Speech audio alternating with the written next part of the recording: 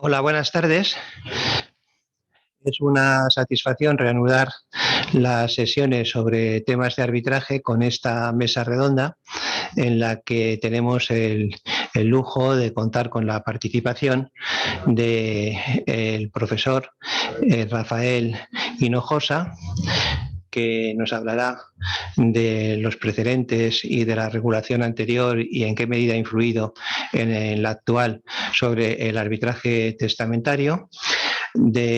A continuación, Carlos Prada, que hará un estudio sobre las posibilidades que nos ofrece la parca regulación que hoy se contiene.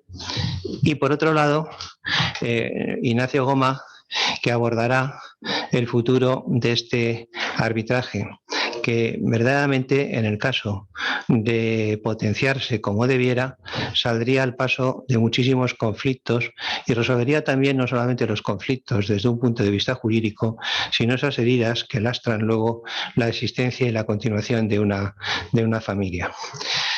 Por mi parte, solo como avanzadilla, señalar que la actual regulación del arbitraje testamentario dista mucho de ser satisfactoria. En realidad, en este tema del arbitraje hay unos precedentes que abordará Rafael, que efectivamente condicionan su desarrollo, como pudo ser la ley del 22 de diciembre de 1953, y al mismo tiempo existen malentendidos interpretativos que fueron puestos de manifiesto en su discurso de ingreso en la Academia de Jurisprudencia de Cataluña por nuestro querido compañero Elías Campo Villegas, en el sentido de que muchas veces se ha partido de la idea de que la necesidad de que la cláusula arbitral otorga el compromiso se ajuste a materias que sean de libre disposición, ha traído consigo la confusión de que la inserción de la cláusula arbitral lo que requiere es capacidad para disponer y no que no exista ninguna limitación dispositiva o que no existan leyes imperativas. Las leyes imperativas están ahí, son diques que actúan tanto respecto de los jueces como respecto de los árbitros. Y esto, en último término, lo que tienen que hacer es respetarlas, pero eso no impide que se pueda prevenir un convenio arbitral y que en el ejercicio del arbitraje se dicte un laudo, eso sí, respetando en todo momento las leyes imperativas. Por eso una causa de anulación del laudo es precisamente la vulneración del orden público. De manera que esta idea equivocada, esta mala interpretación, a veces el arbitraje ha tenido también, desde un punto de vista, habría que hacer un análisis sociológico, una enemiga por parte de las sentencias judiciales. Hemos tenido el caso de un seminario donde se ha puesto de manifiesto efectivamente los prejuicios que en cierto sentido se estaban produciendo por parte de la Audiencia Provincial de Madrid y que fueron rectificados precisamente por alguna sentencia del Tribunal Constitucional.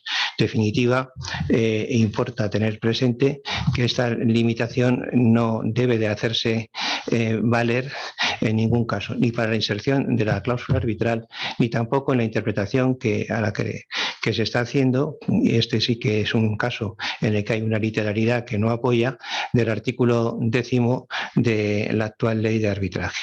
De todo esto se va a hablar en esta ocasión y esperemos que sirva para que efectivamente se despejen algunos de estos errores o malentendidos interpretativos.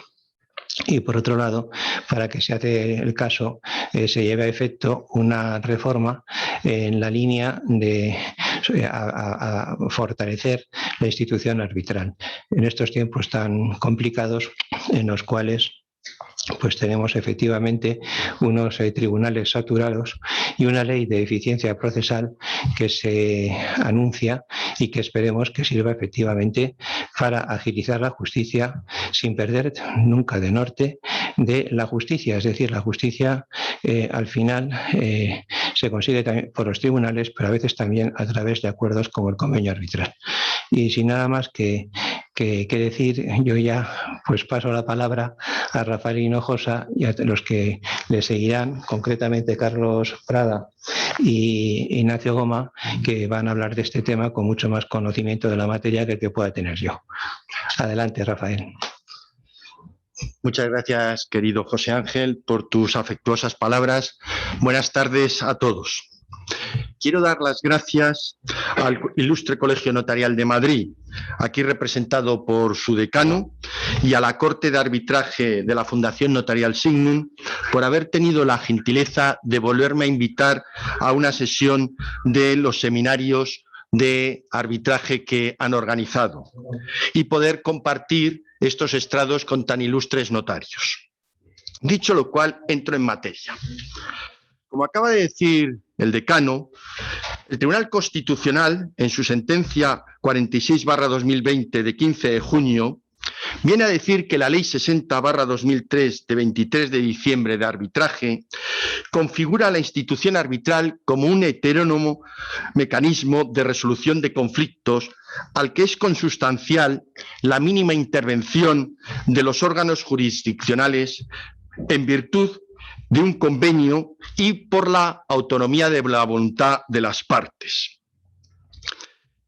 Nosotros decimos, en nuestro caso, por una disposición testamentaria, en vez de convenio arbitral propiamente dicho, que sustrae a la jurisdicción de la resolución de las posibles controversias y defiere a los árbitros el conocimiento y solución de los conflictos, que desde ese momento quedan vedados a la jurisdicción por expresa voluntad de las partes y solo pueden intervenir conforme al artículo 7 de la Ley de Jurisdicción de Arbitraje del año 2003. Es decir, según el Tribunal Constitucional, el arbitraje se basa en la autonomía de la voluntad de las partes, artículo 10 de la Constitución española, y en el ejercicio de la libertad como valor superior del ordenamiento jurídico, artículo 1 primero de nuestra Carta Magna, como vienen a decir, por ejemplo, la sentencia 1/2018 de 11 de enero del Pleno o la sentencia 65/2021 de 15 de marzo, ambas del Tribunal Constitucional.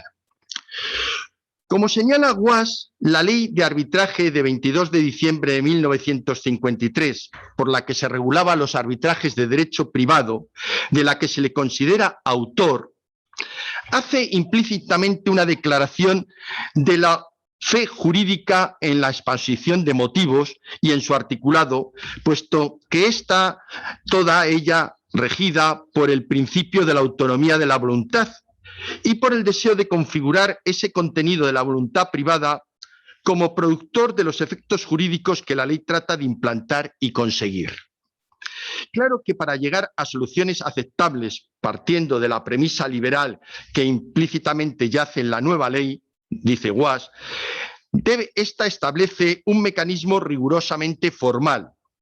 La ley es una ley formalista, reconoce el viejo principio de que la forma es la garantía de la libertad, que es lo que quiero poner de manifiesto. Autonomía de la voluntad y libertad de los ciudadanos.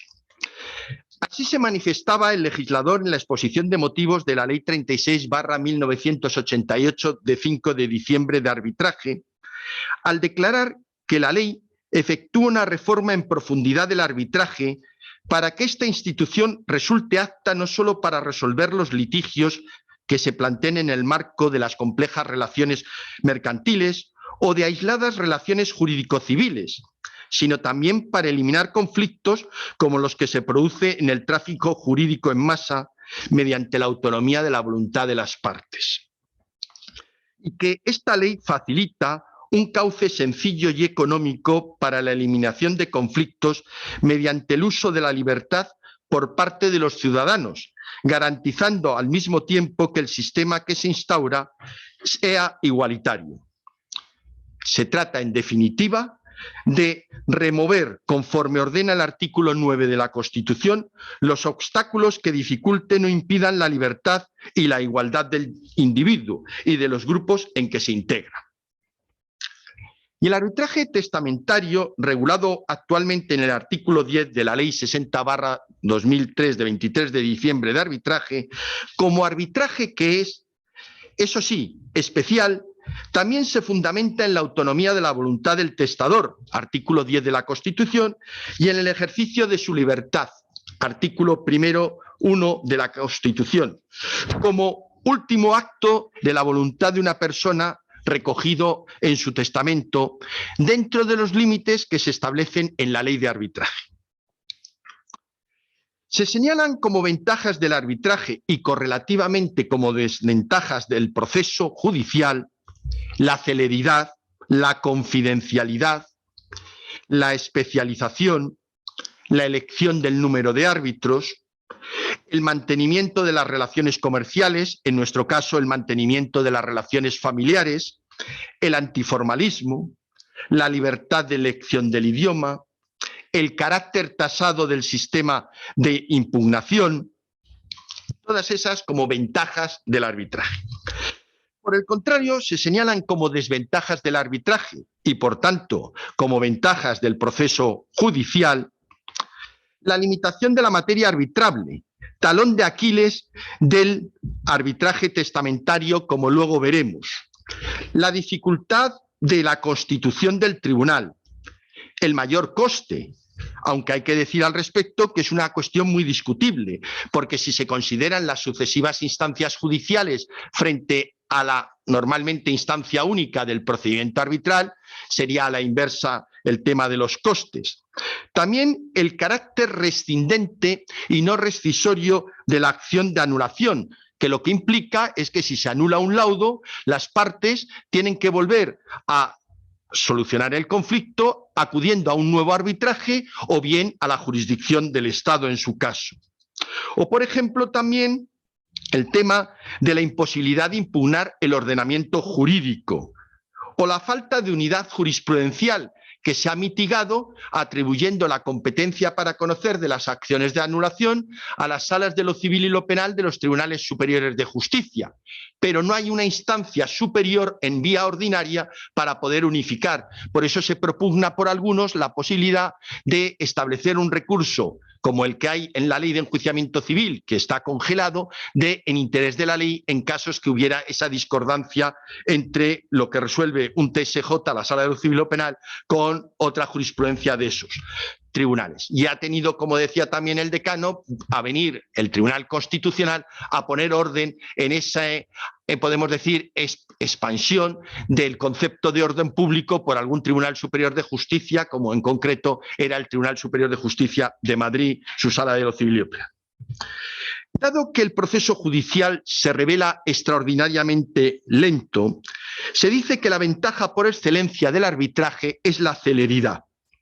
Según datos del Consejo General del Poder Judicial del año 2020, en el documento Justicia Dato a Dato, los asuntos que han ingresado en la jurisdicción civil durante ese año han sido 2.212.000 asuntos en el ámbito civil, habiendo resuelto 2.040.000 y estando en trámite a final de año 1.750.000. Debe señalarse que el número de asuntos ha descendido respecto al año 2019, en el que ascendieron los asuntos ingresados en la jurisdicción civil a casi 2.400.000. Lo que entiendo que es debido a los efectos de la pandemia y a las correspondientes declaraciones del estado de alarma. También es conveniente señalar la duración estimada de los asuntos durante el año 2020. En concreto, en los juzgados de primera instancia, la media es 8,8 meses. En las audiencias provinciales, 9,4 meses. Y en la Sala Primera del Tribunal Supremo, 22,4 meses. Lo que hace que un proceso que transcurriera por una primera instancia, por una segunda instancia y a través de recursos extraordinarios, llegaría casi a los 3 años y 4 meses de duración media. La duración estimada en los tribunales superiores de justicia, Sala de lo Civil o Penal, es de 4,7 meses, que es indicativo a efectos del proceso de anulación de los laudos arbitrales. Número y duración de asuntos que previsiblemente se verán muy aumentados durante este año 2021. Frente a ello, en el arbitraje será el plazo que decidan las partes por sí mismas o por remisión al reglamento de la respectiva corte o, a falta de ese plazo convencional, El plazo legal que se establece en la ley es de 6 meses, computable en los términos que prevé la ley de arbitraje y prorrogable por 2 meses por los árbitros, salvo pacto en contrario de las partes, como dispone el artículo 37.2 de la ley de arbitraje. Por todo lo anterior, el arbitraje se muestra como un medio muy adecuado de solución de controversias, es decir, de los MACs, en la terminología del anteproyecto de ley de medidas de eficiencia procesal del Servicio Público de la Justicia, aprobado por el Gobierno el pasado 15 de diciembre de 2020, por las ventajas que conlleva. No obstante, yo mantengo desde hace más de 20 años que la elección del arbitraje no se haga por huir de la jurisdicción, sino porque la elección obedezca a la mayor idoneidad del medio para resolver el asunto particular de que se trate. Esto se refleja claramente en el arbitraje testamentario, especialmente por el mantenimiento de las relaciones comerciales, a las que he aludido anteriormente, y por razones de tipo económico para que la herencia no esté durante años pendiente de adjudicación, al ser mucho más rápido en principio el procedimiento arbitral que el proceso jurisdiccional. Sin embargo, no podemos olvidar la gran desventaja de la limitación de la materia arbitrable en el arbitraje testamentario, especialmente como se desprende de 2 sentencias recientes dictadas por la Sala de lo Civil y de lo Penal de los Tribunales Superiores de Justicia de Extremadura y de Madrid, en concreto las números 1/2021 de 1 de febrero y la número 6/2001 de 2 de marzo, respectivamente, y que sobre esta última sentencia, pendiente de publicación, hemos realizado sendos comentarios Ignacio Gomal Anzón y el que les habla en la revista La Ley, Mediación y Arbitraje. Estas sentencias, a su vez, reflejan indicios de que hay más arbitrajes testamentarios en estos momentos. Además, en el caso de optar por un arbitraje testamentario, lo más lógico es encomendar su administración a alguna de las prestigiosas instituciones arbitrales que existen en nuestro país, especialmente en Madrid, por la experiencia en la tramitación de procedimientos arbitrales, por el reconocido prestigio de sus árbitros, además de los medios humanos y materiales con que cuentan. En esta línea se puede enmarcar la Corte de Arbitraje de la Fundación Notarial Signum, que ha organizado este seminario, dado que además alude a la elaboración de modelos de cláusulas arbitrales que pueden ser incluidas en las disposiciones de última voluntad, y cuando se disponga en la cláusula testamentaria que el arbitraje se llevará en el marco de la Corte, será de aplicación el reglamento de esta institución, como establece el artículo 6, párrafos 2 y 3. Y en especial el artículo 6 del reglamento, relativo a la respuesta a la solicitud de arbitraje, dispone en su número 2 que la respuesta contendrá al menos las siguientes menciones. Letra E. Si se opusiera al arbitraje, su posición sobre la existencia, validez o aplicabilidad del convenio arbitral. Y lo que a nosotros nos interesa, tratándose de un arbitraje testamentario, el demandado deberá hacer constar, en su caso, su adhesión expresa y sin reservas al arbitraje. El arbitraje por disposición testamentaria de origen alemán fue previsto en nuestro derecho por el artículo 5 de la Ley de Arbitraje de 1953, que disponía que el arbitraje se establecerá siempre por contrato y en forma de escritura pública, salvo que se instituya por disposición testamentaria para solucionar extrajudicialmente las diferencias que puedan surgir entre herederos no forzosos por cuestiones relativas a la distribución de la herencia. En la propia exposición de motivos de la Ley de 1953, el legislador declara que la naturaleza contractual del arbitraje, previendo expresamente dentro de ciertos límites el caso del arbitraje instituido por testamento, que se contiene, como he dicho anteriormente, en el artículo 5. Téngase en cuenta la importancia del carácter contractual, tesis contractualista sobre la naturaleza del arbitraje, de la que Guasch fue el máximo representante en nuestro país. Además, se ve que el propio legislador señala respecto a dicho tipo de arbitraje determinados márgenes cuando mantiene dentro de ciertos límites. No obstante, aunque el arbitraje testamentario no ha sido usual en la práctica, hay una sentencia de 20 de enero de 1918 relativa a la herencia del marqués de Monroy, bajo testamento que con las debidas solemnidades había otorgado el día 8 de abril, dice el texto de la sentencia, del mismo mes, cuya legitimidad y valor no ha sido materia de controversia, reconociendo su perfecta validez y eficacia ambas partes litigantes. Importa, pues, la acertada resolución del recurso planteado tener presente. Segundo, que la propia cláusula cuarta ordena que la demostración del parentesco se hará ante los testamentarios que designe respecto de los bienes del otorgante. En el bien entendido de la decisión de dichos testamentarios se llevará a efecto y se considerará irrevocable, pues los constituye como amigables componedores. Considerando que no teniendo el testador herederos forzosos, pudo libremente disponer de todos sus bienes, estableciendo para la distribución de ellos después de su muerte las reglas y normas que tuvo por conveniente y confirió omnímodas y amplísimas facultades a sus albaceas para partición de sus bienes, ordenando que las resoluciones por estos adoptadas sean irrevocables, asignándoles a este fin el carácter de amigables componedores, impuso el mandato de estar y pasar por las decisiones adoptadas por los albaceas, igual que si fueran dictadas por amigables componedores, cuyo carácter les confirió, y por consiguiente sus acuerdos lo mismo que si estuvieran nombrados de modo prescrito en la ley rituaria civil, sin límites, y son firmes e incontrovertibles.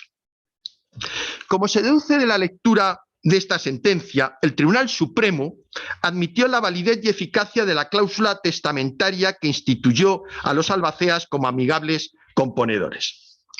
En cambio, de la Plaza dice que basta leer atentamente dicha sentencia para inferir que por ella no se dijo que pudiera ser fuente de atribución de la jurisdicción arbitral el testamento, lo que dentro de nuestro sistema pugnaría con los artículos 487, 791, 792 y 793 de la LEC, se entiende, de 1881, con el artículo 1820 del Código Civil, sino que en homenaje a principios que recogen, entre otros, los artículos 671, 790 y 797 del mismo Código, impuso a sus consaudientes una condición vinculada al llamamiento sucesorio y designó como ejecutores de su voluntad que ese nombre, y no el de amigables componedores, dice de la Plaza, conviene a los testamentarios designados en esa sentencia,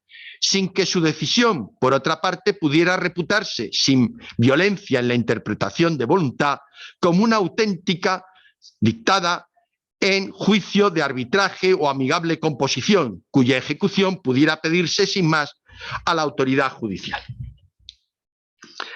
El que el arbitraje testamentario sea inusual o excepcional se ha puesto de manifiesto recientemente en la sentencia de la Sala de lo Civil y de lo Penal del Tribunal Superior de Justicia de Madrid de 2 de marzo de 2021, que ya he citado anteriormente, a efectos de apreciar la excepción prevista en el artículo 394.1 segundo de la Ley de Enjuiciamiento Civil, de que el caso era judicialmente dudoso para no imponer las costas a la parte perdedora.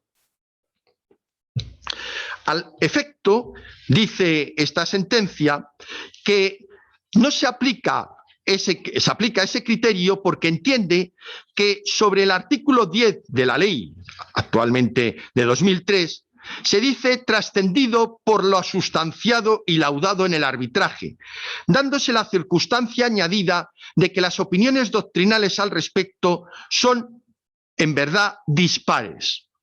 A lo que cabe agregar que, aunque sin virtualidad anulatoria, esta sala en parte ha coincidido con el planteamiento jurídico formulado por la actora, en el sentido de que en el arbitraje se sustanciaron cuestiones claramente atinentes a la legítima de los herederos forzosos y se hizo una interpretación de la cláusula testamentaria predisponiendo el arbitraje no compatible con lo dispuesto en el artículo 10. Pese a la dudosa naturaleza del arbitraje testamentario, lo cierto es que, como he dicho, el arbitraje testamentario se recogió en la Ley de Arbitraje de 1953. Si bien no se usó durante la vigencia de esa ley debido a ese escasísimo número de sentencias que podían haber llegado al Tribunal Supremo, dado que en esa época era el órgano competente para conocer de las impugnaciones de los laudos arbitrales. No lo fue al menos la sentencia de 25 de marzo de 1983, en la que se plantea un supuesto en la que los herederos decidieron que si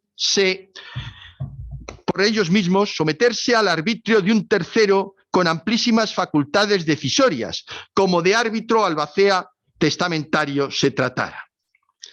Como ha señalado Prieto Castro, la ley de 1953 se ocupaba únicamente y solo para aludir a él del arbitraje testamentario, sin establecer ningún precepto que la desarrollara. Lo único que previó la ley fue la determinación del ámbito de este tipo excepcional de arbitraje, limitado a las diferencias entre herederos no forzosos relativas a cuestiones sobre distribución de la herencia, no pudiendo traspasarse los límites de la disponibilidad del testador en relación con su herencia. Según Prieto Castro, el arbitraje testamentario debería reunir los requisitos previstos en el artículo 17 de la ley para la escritura de compromiso. Dicho artículo establecía que la escritura pública de compromiso habrá de contener, primero, los nombres, profesión y domicilio de los que la otorguen.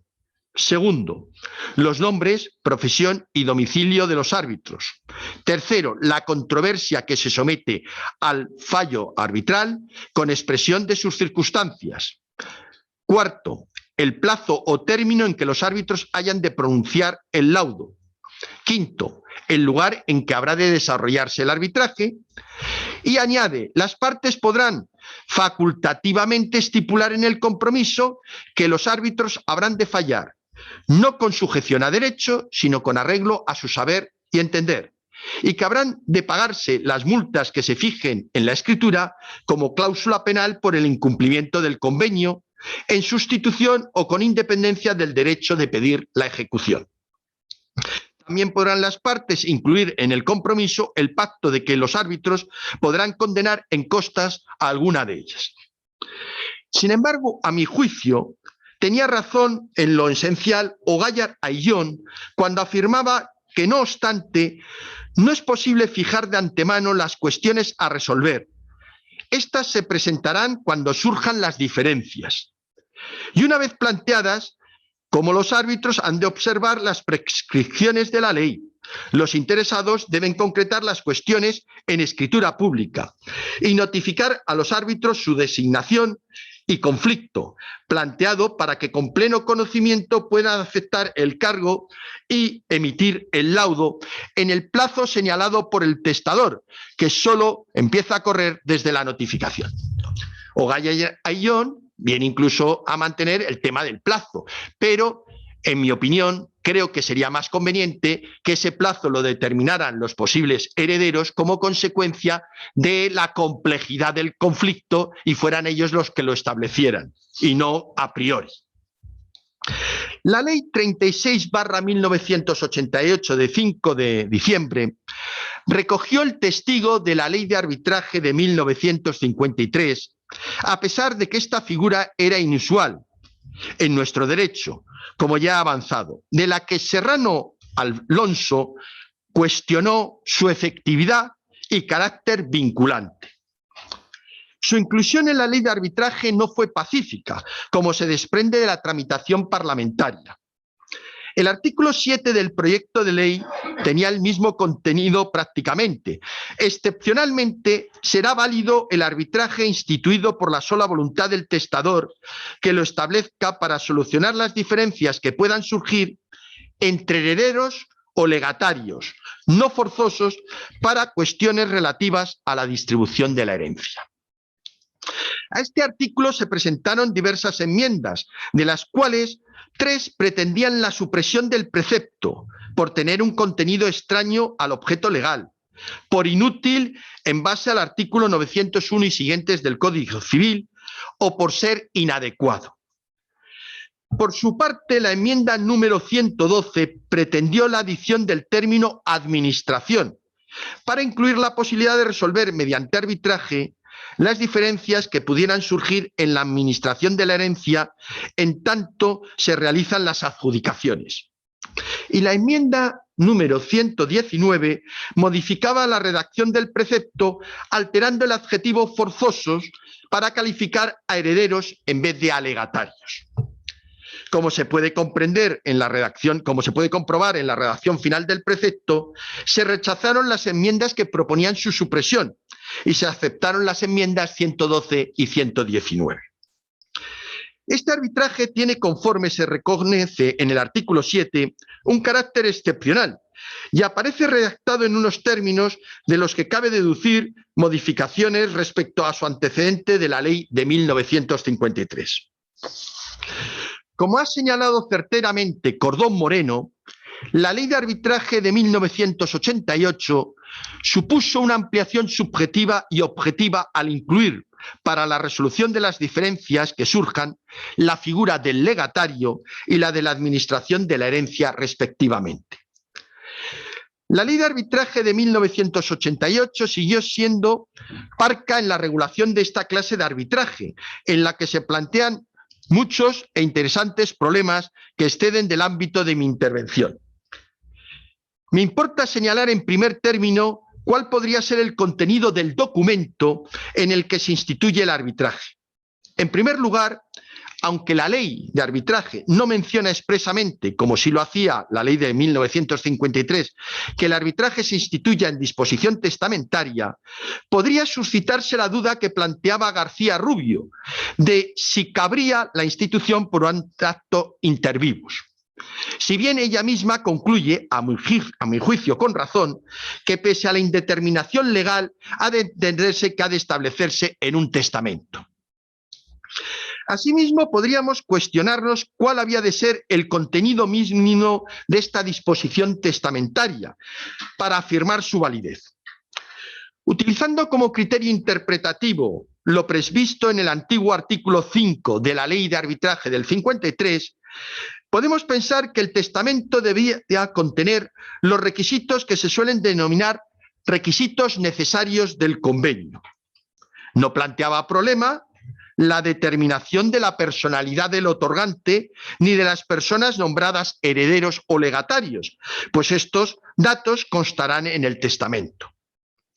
En cuanto a los requisitos de la voluntad inequívoca de someterse a arbitraje, hay que advertir simplemente que este requisito solo es predicable del otorgante, es decir, deberá ser su voluntad de instituir un arbitraje la que conste indudablemente en el testamento. Desde el punto de vista de las partes del arbitraje, les viene impuesto, lo cual significa que no es exigible su voluntad inequívoca de someterse a arbitraje ni de obligarse a cumplir el laudo. Por último, en cuanto a la determinación de la relación jurídico singular, habría que tener en cuenta el límite general de la disponibilidad del objeto arbitral, lo que supone, entre otras cosas, la exclusión de la legítima y el ámbito marcado por la ley, distribución y administración de la herencia. Los llamados requisitos facultativos, como son la controversia, la clase de arbitraje, los árbitros, el lugar, el plazo, el idioma, el procedimiento, las costas, podrán ser integrados a falta de disposición expresa del testador por las partes o conforme a lo dispuesto en la ley. Además, se podrán incluir cláusulas opcionales, como son los actos del procedimiento que sean públicos o privados, o la estipulación de una cláusula penal para el caso de incumplimiento. Los defectos derivados de la forma de la disposición testamentaria podrían ser impugnados, cual si de un arbitraje ordinario se tratara, por la vía del artículo 45.1, es decir, nulidad del convenio arbitral conforme a la ley de 1988. Todas las otras causas de impugnación podían deferirse al motivo que correspondiera de ese artículo 45 de la ley. Voy a concluir citando al maestro Carneluti, cuando en la conferencia magistral que pronunció en esta misma sede sobre la figura jurídica del notario el 17 de mayo de 1950, eso sí, sin olvidar la excelente salutación a Carneluti de González Palomino, notario bibliotecario, refiriéndose al testamento decía: «No existe para mí una figura de negocio más importante y, por qué no decir, más fascinadora. La verdad es que se precisa una inteligencia de primerísimo orden para explicarse este milagro del derecho, en virtud del cual la voluntad de un hombre le sobrevive. Cada vez que pienso en esto, me parece ver el espíritu del hombre custodiado en una urna de cristal. Un juicio que sirve para regular la vida de los otros después de la muerte de quien lo pronuncia. Y así cuando no ha lugar a reconocer el error. El que lo emite debería tener entre los mismos una balanza, entre las manos, una balanza de precisión. El notario que está a su lado es esta balanza.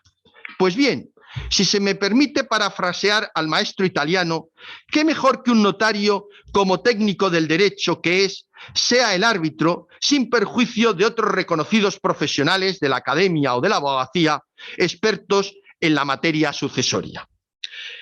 Esto es todo, hasta después que sea el coloquio, por si se me formula alguna pregunta, y muchas gracias por su atención. Muchísimas gracias, Rafael. A continuación tiene la palabra Carlos Frada. Buenas tardes. Ante todo, agradecer al Colegio Notarial de Madrid y a la Fundación Notarial Signum que me haya invitado a intervenir en este seminario con ilustres expertos de verdad en el tema, que yo no lo soy. Con lo cual, doble agradecimiento. Analizados por Rafael los antecedentes de la figura del arbitraje testamentario y correspondiendo a Nacho hablarnos de su futuro, me ha tocado a mí en suerte tratar la situación actual de la figura del arbitraje testamentario. Los notarios fuimos injustamente excluidos del mundo del arbitraje por la prohibición que establecía el artículo 12 de la Ley de Arbitraje de 1988, que prohibía ejercer como árbitros a aquellas personas que ejercieran funciones públicas retribuidas por arancel. Básicamente notarios, registradores y quizá los prácticos de los puertos también, que están retribuidos por arancel. Esta prohibición se mantuvo en la ley de 2003 con otra redacción y, gracias a Dios, fue suprimida por la ley de 2011 actualmente vigente.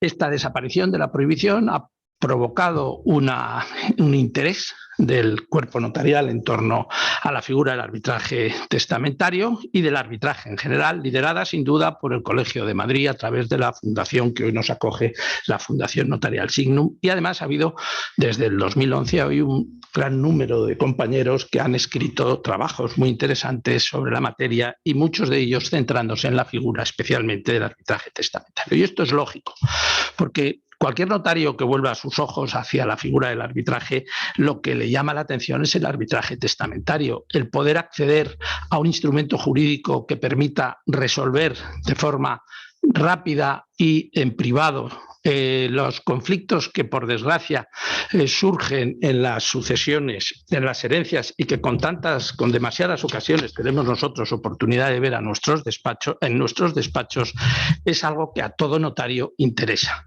Y le interesa, entre otras cosas, para poder ofrecer a los testadores, que sabemos que una de sus mayores preocupaciones cuando los recibimos para preparar sus testamentos es evitar las discusiones entre los hijos, pues poder proporcionarles un instrumento que permita resolver esas disputas de una forma rápida, porque si todo retraso de un pleito produce un perjuicio económico, como ya ha comentado Rafael, en los pleitos sucesorios el problema es que rompe las familias y envilece las relaciones familiares, con lo cual cualquier resolución rápida facilitaría evitar ese segundo trauma a la familia. Para poder ofrecer a los testadores el arbitraje testamentario como un instrumento más para paliar en parte dichas preocupaciones, es necesario, primero, defender una interpretación flexible de la actual regulación del arbitraje testamentario que permita su utilización en la práctica, superando las barreras que su defectuosa regulación legal le impone. Y, en segundo lugar, para ello, impulsar una reforma de dicha regulación que permita superar los recelos que esta figura ha suscitado en la doctrina, llegando a que algunos autores hablen de ella como institución de escasa utilidad práctica, torpedeado buque, cuerpo extraño de la institución arbitral. Incluso algún autor llegue a alabar el sentido común de los testadores que prescinden de ella. Es un lugar común en la doctrina atribuir al arbitraje testamentario el San Benito de que tiene un carácter excepcional, entendiendo que el carácter excepcional del arbitraje, en la mayoría de la doctrina, el testamentario se debe a que el mismo no nace de un acuerdo de voluntades entre las partes que van a ser sometidas a él.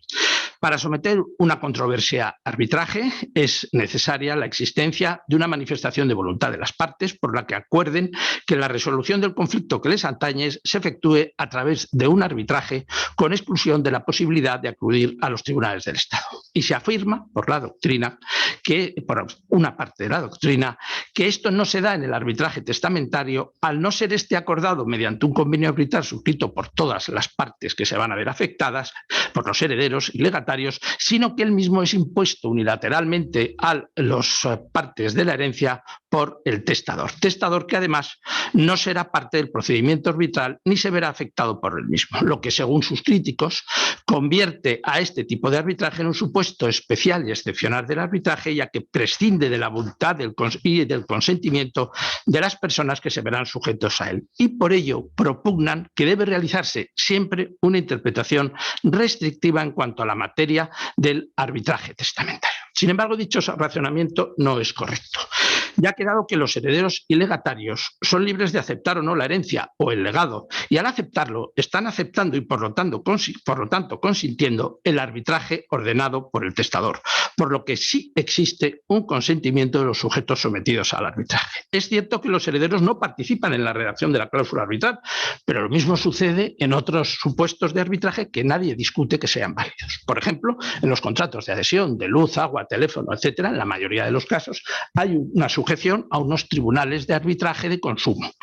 También en las sociedades es perfectamente posible que el socio que entra en una sociedad y compra acciones de una sociedad o participaciones en cuyos estatutos se ha establecido la posibilidad de resolver los aspectos que permite la ley sometiendo a arbitraje, se va a ver sometido a ese arbitraje y no ha participado en la redacción. Pero aún más, es que en estos casos incluso se puede imponer contra la voluntad de esa persona, de ese socio, ya que la propia ley en el número 2 del artículo 11 bis dice que se puede imponer por una mayoría de 2/3 el someter a arbitraje los problemas que resulten de los estatutos. Lo mismo sucede también, por ejemplo, en una propiedad horizontal en cuyos estatutos se haya pactado el sometimiento a arbitraje de las disputas que puedan surgir entre los vecinos. Es cierto que en esos casos existe la publicidad del registro mercantil, del registro de la propiedad, pero no menos cierto es que los vinculados por el arbitraje no han sido parte del negocio jurídico que lo pactó, quedando sometidos a un arbitraje acordado por por otras personas, arbitraje que ellos aceptan y consienten al pasar a formar parte de la sociedad o adquirir el inmueble.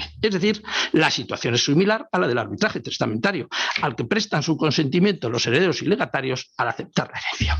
Luego, no cabe admitir el carácter excepcional del arbitraje testamentario basado en la imposición unilateral del mismo, ya que la aceptación de la herencia o legado sana ese supuesto pecado original de esta modalidad de arbitraje, y lo que bajo ningún concepto cabe admitir es que, basándose en esa supuesta excepcionalidad, se pretende hacer una interpretación restrictiva de esta figura, que es un tipo de arbitraje más, al que se le ha de aplicar la ley de arbitraje con la misma extensión que a los demás tipos de arbitrajes posibles dentro de los cauces que le marca esta misma ley.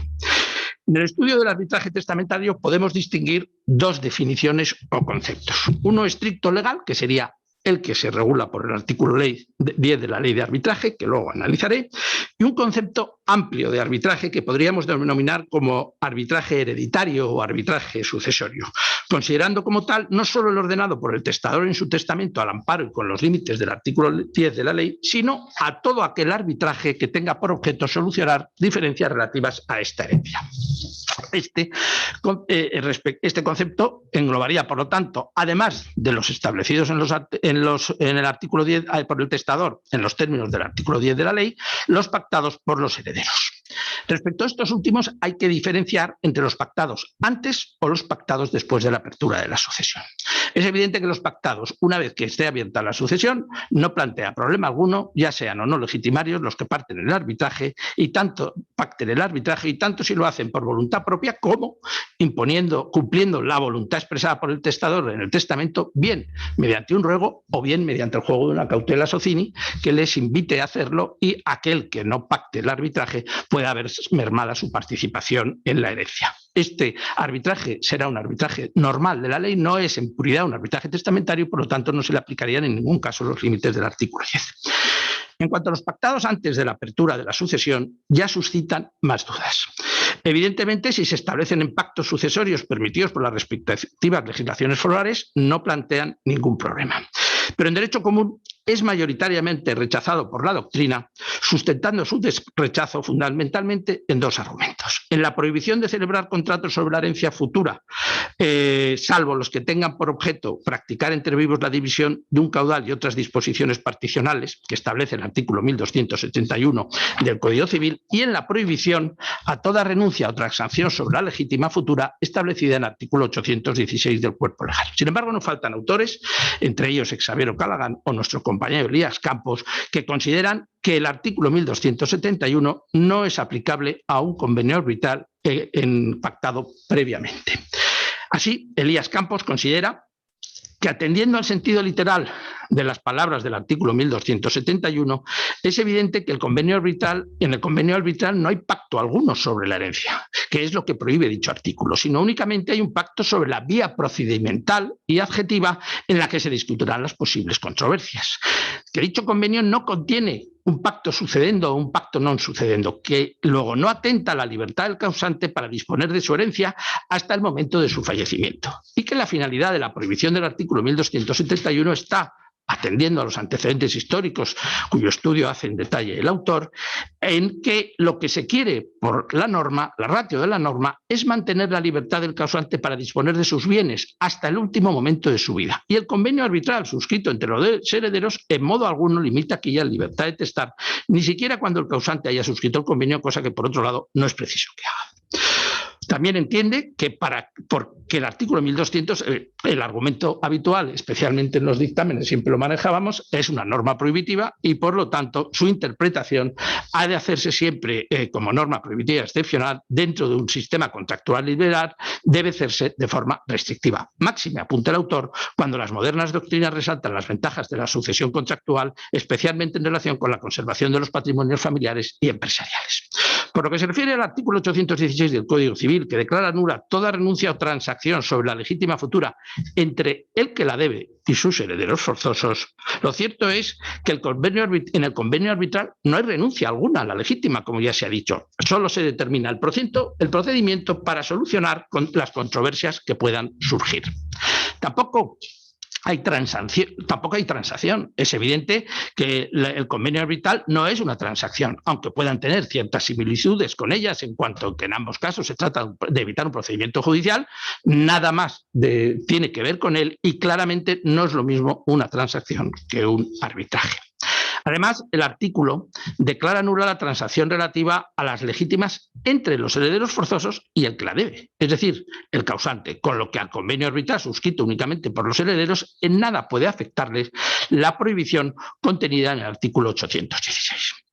Por último, no se puede alegar una aplicación extensiva o analógica al precepto dado el carácter prohibitivo del mismo. Por todo lo puesto, creo que es posible formalizar por los futuros herederos un convenio arbitral porque se sujeten a arbitraje las diferencias que puedan surgir en una herencia futura con el alcance que consideren oportuno, ya que nuevamente no estaríamos en puridad ante un arbitraje testamentario del artículo 10.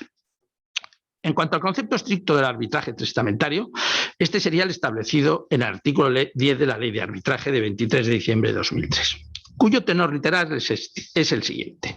También será válido el arbitraje instituido por disposición testamentaria para solucionar diferencia entre herederos no forzosos o legatarios por cuestiones relativas a la distribución o administración de la herencia. Este artículo parece que establece tres límites al campo de actuación del arbitraje testamentario. En primer lugar, un aparente límite subjetivo. Solo puede afectar a herederos no forzosos o legatarios. Un límite objetivo. Solo puede afectar a cuestiones relativas a la distribución o administración de la herencia. Y un límite formal. Solo puede instituirse en disposición testamentaria. Ahora vamos a ver cómo tiramos esos límites para darle juego a la institución. En cuanto al primer límite, hablo de un aparente límite subjetivo, porque demostrar que en realidad el límite que establece este artículo es objetivo y no subjetivo, es decir, que lo que se está excluyendo del arbitraje son las legítimas y no a los legitimarios, nos permitirá defender un mayor campo de aplicación para el arbitraje testamentario.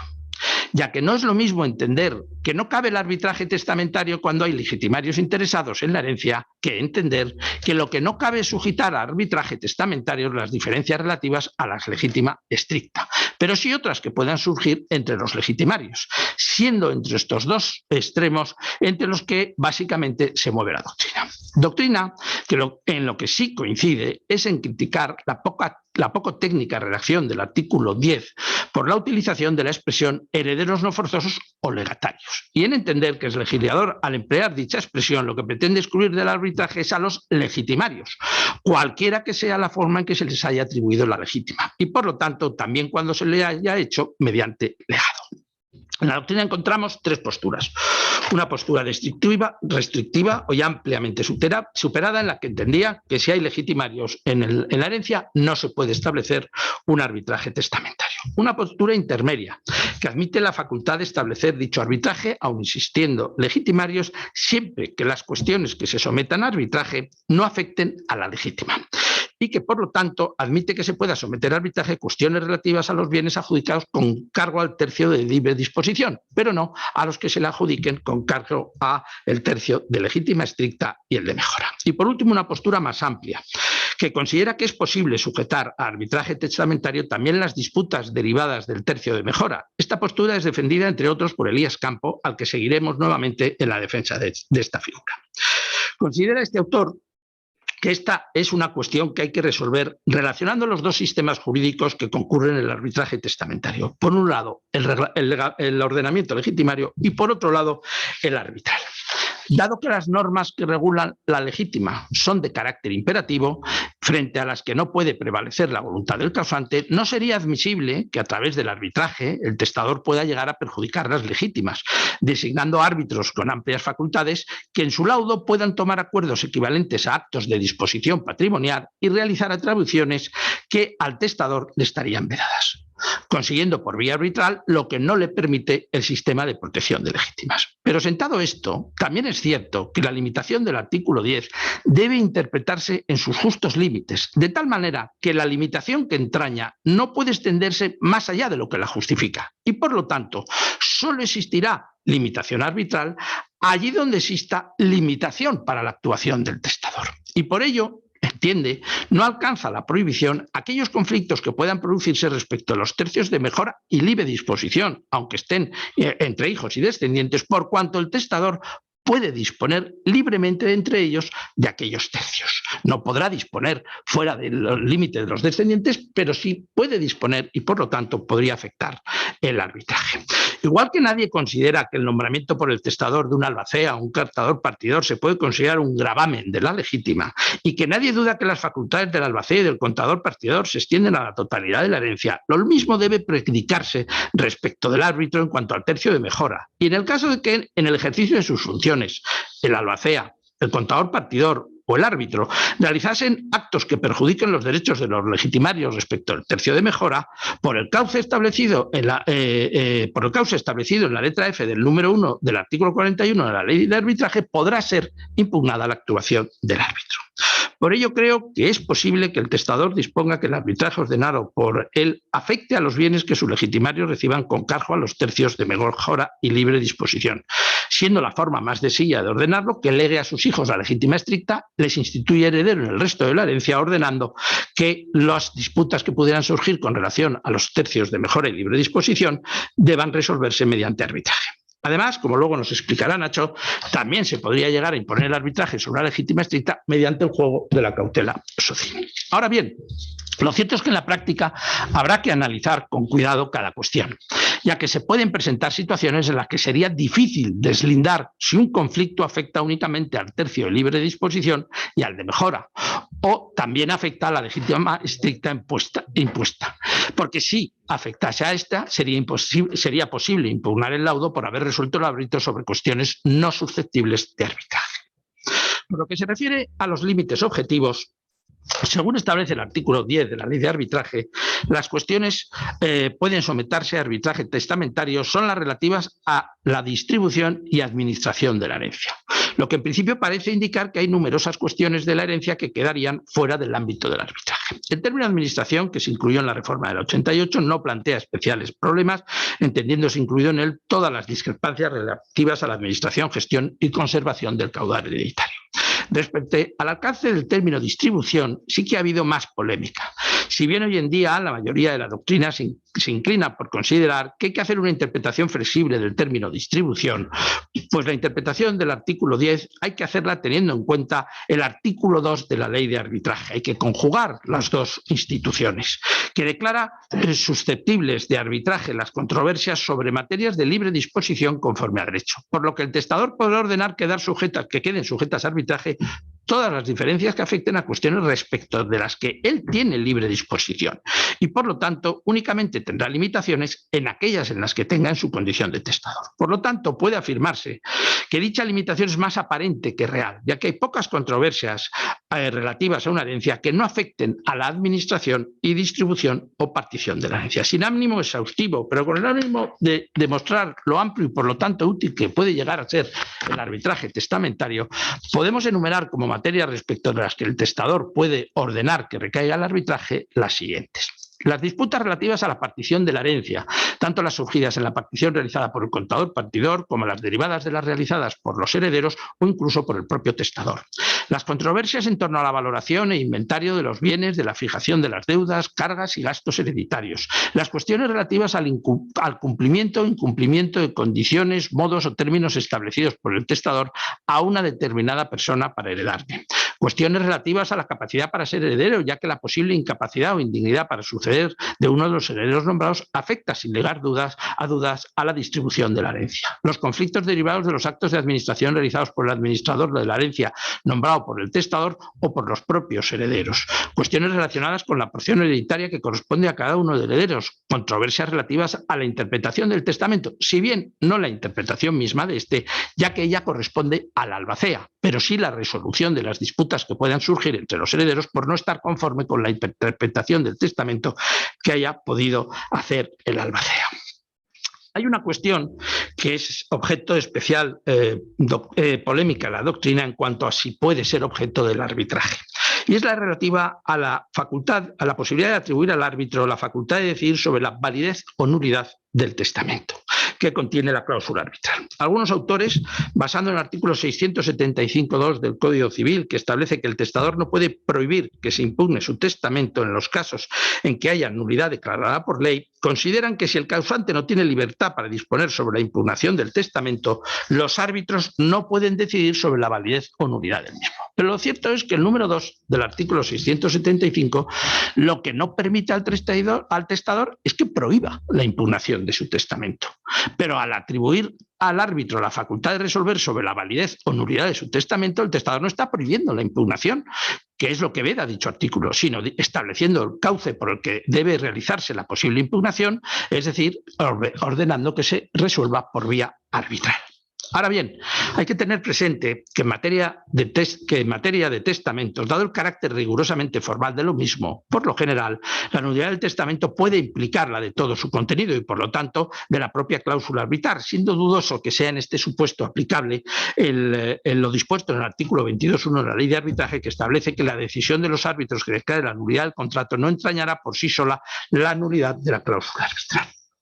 Por lo que se refiere a los límites formales, el artículo 10 de la ley considera válido el arbitraje ordenado por disposición testamentaria. Se aparta aquí la ley de arbitraje del criterio de la amplia libertad de forma que para el resto de los arbitrajes establece el artículo 9 de dicha ley. Por lo tanto, el arbitraje testamentario únicamente será válido si consta en testamento otorgados con las formas y solemnidades que establece la legislación aplicable al mismo, ya sea el Código Civil o, en su caso, las legislaciones forales. La falta de dichas formalidades, en cuanto que implica la nulidad absoluta del testamento, implicará también la de la cláusula arbitral.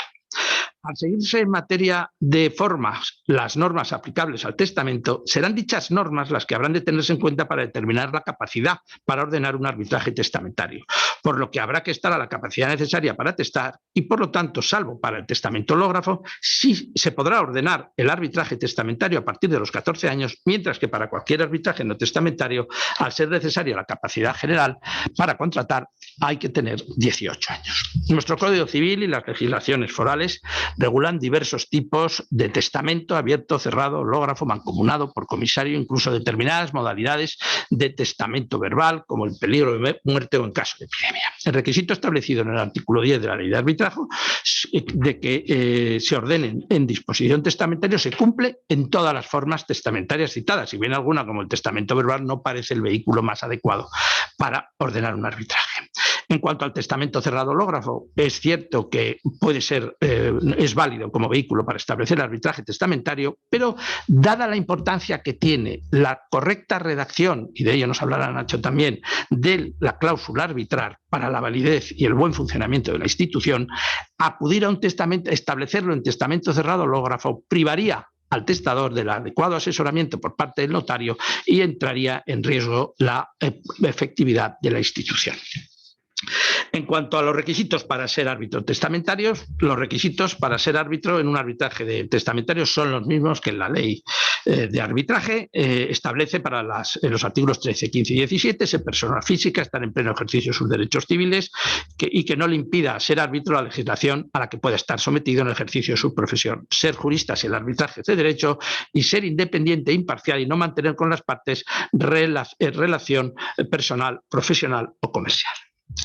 La designación en sí del árbitro puede hacerla directamente el testador, puede designar varios árbitros o facultar a los herederos para que elijan de entre ellos el que considere oportuno, o bien dejar a estos libertad para designar el árbitro, pudiendo hacerlo bien de mutuo acuerdo o bien mediante el procedimiento judicial establecido en el artículo 15 de la Ley de Arbitraje. En principio, en este tema no hay ninguna especialidad en el arbitraje testamentario, pero creo que lo más adecuado es que el arbitraje testamentario se encomiende a una corte arbitral para evitar dudas en torno a la independencia del árbitro designado por el testador, que puede tener que resolver sobre cuestiones como preterición, desideración o imposición de un gravamen al tercio de mejora. La doctrina discute en cuanto a la posibilidad de que si en una misma persona pueden recaer las funciones de árbitro y las de albacea o contador partidor.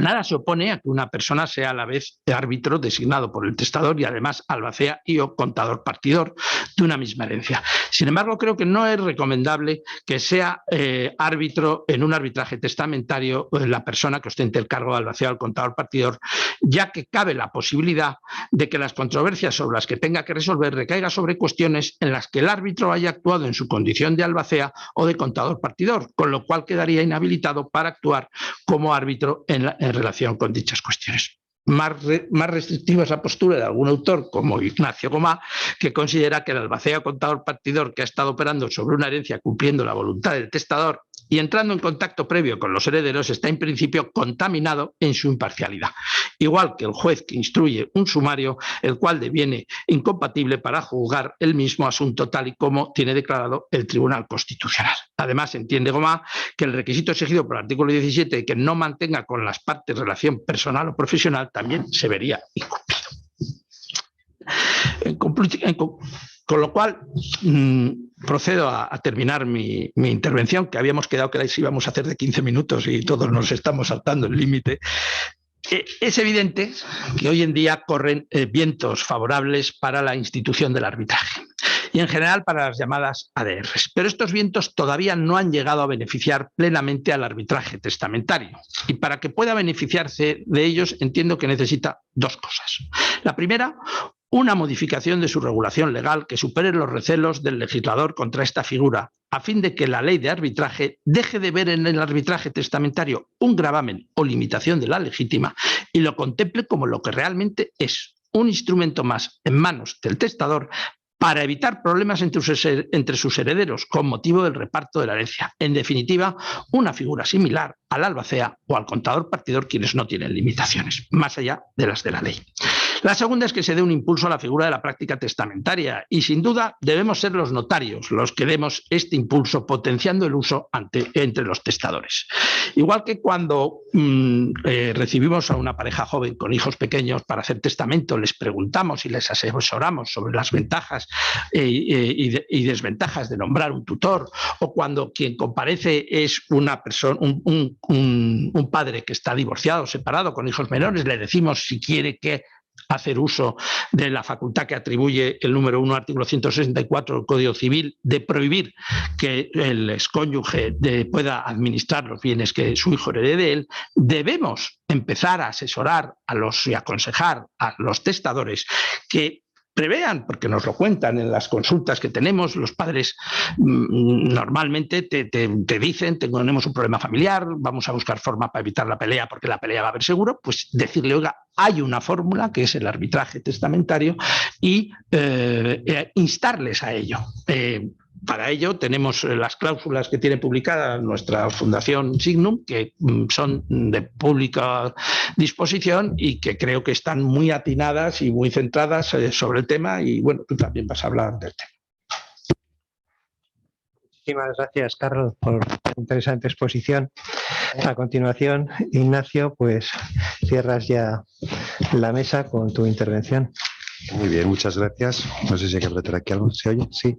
Reitero las gracias al decano, al Colegio Notarial de Madrid, a la Fundación Signum por invitarnos, por considerarnos expertos. Efectivamente, quizá con haber escrito un par de artículos, pues ya es un experto. Y luego, bueno, decir que después de las exposiciones de los que me han precedido, pues a mí ya solo me toca rematar a gol, ¿no? Porque ya han driblado ellos, me han pasado y voy a rematar a gol. Y rematar a gol creo que significa insistir en lo que acaba de decir Carlos, que es que caben unas interpretaciones de la legislación tal y como está, que permiten usar un poquito más del arbitraje testamentario. Hay fórmulas para hacerlo. Y por otro lado hay que pedir la reforma urgente del artículo 10, porque no hacerlo implica que esta figura resulte en la práctica inútil, lo que nos interesa a los notarios en la práctica. Me gustaría insistir en este sentido que para hablar del futuro arbitraje hay que hablar un poquito del presente, concretamente del ambiente jurídico en el que se tiene que desarrollar esta reforma y se desarrolla ahora el arbitraje testamentario. El ambiente jurídico para mí tiene dos notas. Una primera, que es la cada vez más intensa desjudicialización de los conflictos, que trata de evitar, como se ha dicho ya por aquí, el colapso de la administración de justicia. Por un lado, atribuyendo funciones que tradicionalmente eran de la judicatura, pues a otros profesionales, como en este caso la ley de jurisdicción voluntaria, que a los notarios y a otros profesionales ha atribuido funciones que antes correspondían a los tribunales. Y esto, de alguna manera, ha alterado también nuestra forma de funcionar, no en la esencia, pero sí ha añadido algunas potencialidades que no teníamos y que es interesante y, desde luego, aumentan, digamos, nuestro radio de acción. Por otro lado, hay una inclinación clara a favorecer los sistemas alternativos de resolución de conflictos, ya sea por una resolución previa por vía de la mediación, ahora impulsada por la ley de 2012 y supuestamente reforzada con posibles reformas que pudiera incluso hacer hasta obligatoria.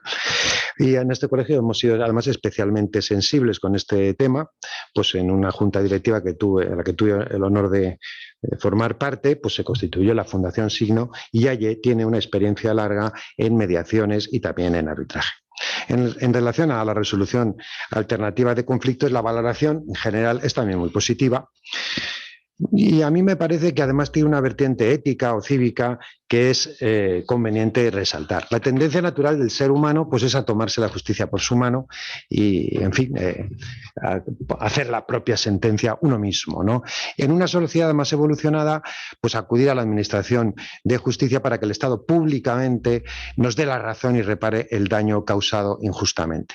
En un estadio superior, digamos, de la pirámide de Maslow jurídica, pues estarían los modos de resolución alternativa de conflictos que implican la decisión ética de liberar al erario público de los gastos que impone la administración de justicia y resolver las diferencias en privado, intentando pasar de posiciones emocionales a intereses prácticos en el caso de la mediación, que significa, sin lugar a dudas, un esfuerzo racional y emocional, o resolviendo la cuestión a través de la decisión de un tercero, asumiendo ellos los costes. Me parece que eso ya de por sí es bueno en general. Sin duda, la mediación y el arbitraje tienen aspectos prácticos, incluso egoístas, que ya se han mencionado.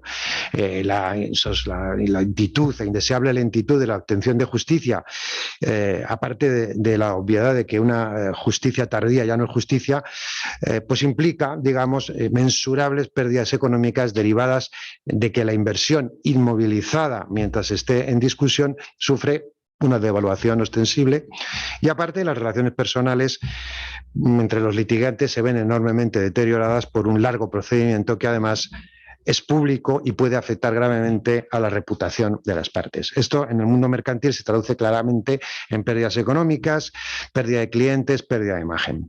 Por ello, en este ámbito, el arbitraje goza de una gran tradición, un presente robusto y un futuro prometedor, empujado por el hecho evidente, además, de que la internacionalización de las relaciones mercantiles hace poco deseable la sumisión de los conflictos a la jurisdicción nacional de una de las partes y el de que la flexibilidad y celeridad de los contratos, fomentada hoy por la rapidez de las comunicaciones, huye de procedimientos formales y largos procedimientos en el tiempo, o largas extensiones y dilaciones temporales. En lo que se refiere a cuestiones nacionales, pues la limitación temporal, como ya se ha dicho por aquí, a 6 meses que establece el artículo 37 de la ley y el 43 que establece considerar el laudo cosa juzgada, hace que el conflicto quede decidido por necesidad en un breve plazo y sin ulterior recurso, sin perjuicio, por supuesto, de anulación y revisión que solo se pueden dar por estrictas razones que prevé el artículo 41. De esta manera se moviliza antes los activos y en muchas ocasiones se puede conservar relaciones personales que de otro modo podrían romperse definitivamente. Esto me conecta con la segunda nota de la realidad actual, que es ¿por qué entonces no ha tenido éxito el arbitraje testamentario? Antes de entrar en las razones puramente jurídicas que ya se han dicho por aquí, me gustaría decir que en el ámbito de derecho de sucesiones no se da, en primer lugar, ese elemento internacional que podía incitar al arbitraje, pero sí, desde luego, el daño económico derivado de la paralización del haber hereditario a consecuencia de un conflicto entre los sucesores o legatarios o entre unos y otros. La necesidad, conviene decirlo, recordarlo, de unanimidad de los herederos ilegitimarios para la partición implica que si uno de ellos simplemente se niega porque no quiere firmar ante notario la partición por razones atendibles o por razones absolutamente egoístas, por chantaje, por lo que fuera, porque se quiere quedar en la casa del padre y no quiere salir dado que ha estado viviendo con ellos, un caso bastante frecuente, pues la división de los bienes se va a quedar paralizada y no se va a poder sacar el dinero de las cuentas, no se van a poder vender los bienes que no han sido todavía adjudicados y ni por consecuencia meterlos en la rueda del tráfico jurídico hasta 5, 7, 10 años en los que finalmente, tras una costosa acción de división de herencias, se llegue a una solución definitiva. Y en el ámbito sucesorio, efectivamente, esto es especialmente sensible y dramático porque se añade un tema que es el de las relaciones personales, en las que una tardía resolución de las diferencias jurídicas o económicas entre los llamados a la herencia pues suele implicar una putrefacción y enquistamiento de los problemas personales que con mucha frecuencia se encuentran debajo de las diferencias jurídicas, presuntamente jurídicas o económicas, y sobre todo en el ámbito de la familia, donde los afectos son clave para el desarrollo y el equilibrio personal y psicológico de las personas. Sin embargo, curiosamente, el derecho de sucesiones no tiene traducción en el uso del arbitraje ni tampoco de la mediación, que es menos intervencionista. Para entender este hecho, pueden proporcionarse varias explicaciones. Una de ellas, quizá atrevida a lo mejor, es que el arbitraje se ha dado siempre en ámbitos mercantiles, donde procede históricamente. Y son mercantilistas y quizá especialistas en derecho público procesal los que se han tratado mayoritariamente esta cuestión y quizá debido a un comprensible sesgo cognitivo de confirmación tienden a ver inaplicable, y reconozcámoslo, el poco claro artículo 10 de la ley de arbitraje, al no sentirse quizá cómodos en terrenos complicados que no son de su especialidad y que es una rama del derecho que además implica dominar obligaciones, derechos reales, familia, todos los cuales entran en acción como consecuencia del proceso sucesorio. Y de hecho, como ha dicho antes Carlos, se ha considerado algo excepcional, algo incluso inconstitucional, cuando en realidad podemos partir de la base que las obligaciones nacen por consecuencia de ciertos contratos o también por negocios unilaterales, como es la disposición unilateral realizada por el testador. No tiene en realidad ninguna particularidad, solo que lo hace una de las partes, el que dispone. Por esta falta de presencia del arbitraje en el ámbito sucesorio, quizá no es solo culpa de los profesionales del derecho mercantil, sino también quizá de nosotros, los profesionales de derecho sucesorio, que no hemos tenido quizá la valentía o hemos sido excesivamente conservadores o excesivamente prudentes para aplicar esta figura que podía redundar en beneficio de los ciudadanos y de la colectividad. Creo que esta labor de difusión del arbitraje testamentario es importante para el arbitraje mismo, que de momento se encuentra limitado en la práctica a grandes operaciones, muchas internacionales, sufragadas a veces por grandes empresas que pueden permitirse esta vía rápida de la justicia, que de momento no está al alcance de todo el mundo. Y ven de esta manera enquistadas sus relaciones personales y devaluadas las patrimoniales. Por eso me parece que en el ámbito principal donde se producen a veces los conflictos entre los ciudadanos, que es en el ámbito del derecho de sucesiones, si pudiéramos, facilitar la introducción o la aplicación del arbitraje testamentario, de alguna manera democratizaríamos el arbitraje, que llegaría a muchas capas de población que hasta ahora se ven privados de ellos. Bien, dicho eso, que es, digamos, una breve introducción de carácter sociológico, vamos a ver los problemas prácticos que plantean, que ya se han mencionado aquí, y que básicamente, en lo que a mí se refiere, lo que yo quiero tratar es la limitación del arbitraje a los herederos no forzosos y legatarios que establece el ya varias veces mencionado artículo 10 de la ley de arbitraje, que implica la exclusión de las herencias en las que hay herederos forzosos, lo que significa que el 95, 98, el que sea, de las herencias quedan excluidas del arbitraje. Esa es, en definitiva, la cuestión práctica que interesa destacar. Por supuesto, el artículo 10 actúa con buen criterio, podríamos decir, y en coordinación con otros preceptos del Código Civil, con el 2.1 de la ley de arbitraje y con aquellos que protegen la intangibilidad cualitativa y cuantitativa de la legítima. Yo, en cambio, lo decía antes Carlos, sí que soy partidario de interpretar los preceptos tal y como están, y por eso yo considero que efectivamente no caben contratos sobre la herencia futura, pese a lo que dice Elía, y entiendo que lo que hay es lo que hay y lo que tenemos que hacer es reformarlo, pero no podemos hacer interpretaciones forzadas. Y lo que dice la ley es lo que dice, ¿no? Entonces, desde mi punto de vista, sí que se puede entender que un arbitraje testamentario puede afectar indirectamente a la legítima, superar una especie de gravamen, en el sentido de que, obviamente, si se lo das a una institución que es absolutamente independiente e imparcial, no habrá problema. Pero si el testador lo que hace es nombrar como árbitro a la persona que le interese para que haga lo que él quiera que haga en perjuicio de las legítimas, ahí sí que puede haber problema. Es decir, hay un cierto riesgo que ha de valorarse qué importancia tiene. Ahora bien, no voy a hacer un análisis exhaustivo, que lo han tratado ya anteriormente Rafael y Carlos, sobre la expresión legatarios, si se entiende incluido o no incluido, si es de naturaleza subjetiva u objetiva. En la práctica, como bien ha señalado Carlos también, será muy difícil distinguir en un procedimiento si el bien o el conflicto o la diferencia que estamos tratando afecta a la parte libre, la de mejora, o la de muy casual, y muy difícil tiene que ser para que eso en la práctica pueda resolver. El problema está ahí, puede darse el caso, pero es difícil en la práctica. Ahora bien, no me resisto a tratar un tema que le gustará a nuestro decano, que es la relación del arbitraje testamentario con la naturaleza de la legítima, porque habría la posibilidad de interpretar lo que ya tenemos de alguna manera que permitiera dar validez al arbitraje testamentario tal y como está actualmente regulado. Sabemos que en el Código Civil los legitimarios o herederos forzosos no tienen, por su simple consideración de tales, la condición de herederos que sucedan al causante en todos sus derechos y obligaciones, sino que a falta de atribución de su legítima o su simple reconocimiento sin atribución, son cotitulares del activo líquido a manera de una especie de legitimarios de parte alícuota, siendo en el derecho civil, por supuesto, común de los llamadas pars bonorum. Conforme al artículo 815, pues como es sabido, la atribución de la legítima puede realizarse por cualquier título, donación, legado y también a título de herencia. Y la relación entre el título de atribución y la naturaleza de la legítima no es pacífica, existiendo varias posturas que para los más talluditos y que hayan vivido en los años 80 o hayan opositado en los años 80, pues es la famosa polémica entre Vallet y Peña Bernardo de Quirós sobre su naturaleza. En la primera de ellas, es decir, en la de Vallet, pues se niega que el legitimario forme parte necesariamente de la comunidad hereditaria, porque cabe que sea extraña a ella mediante la atribución por otro título, donación o legado, tal y como permite el artículo 815.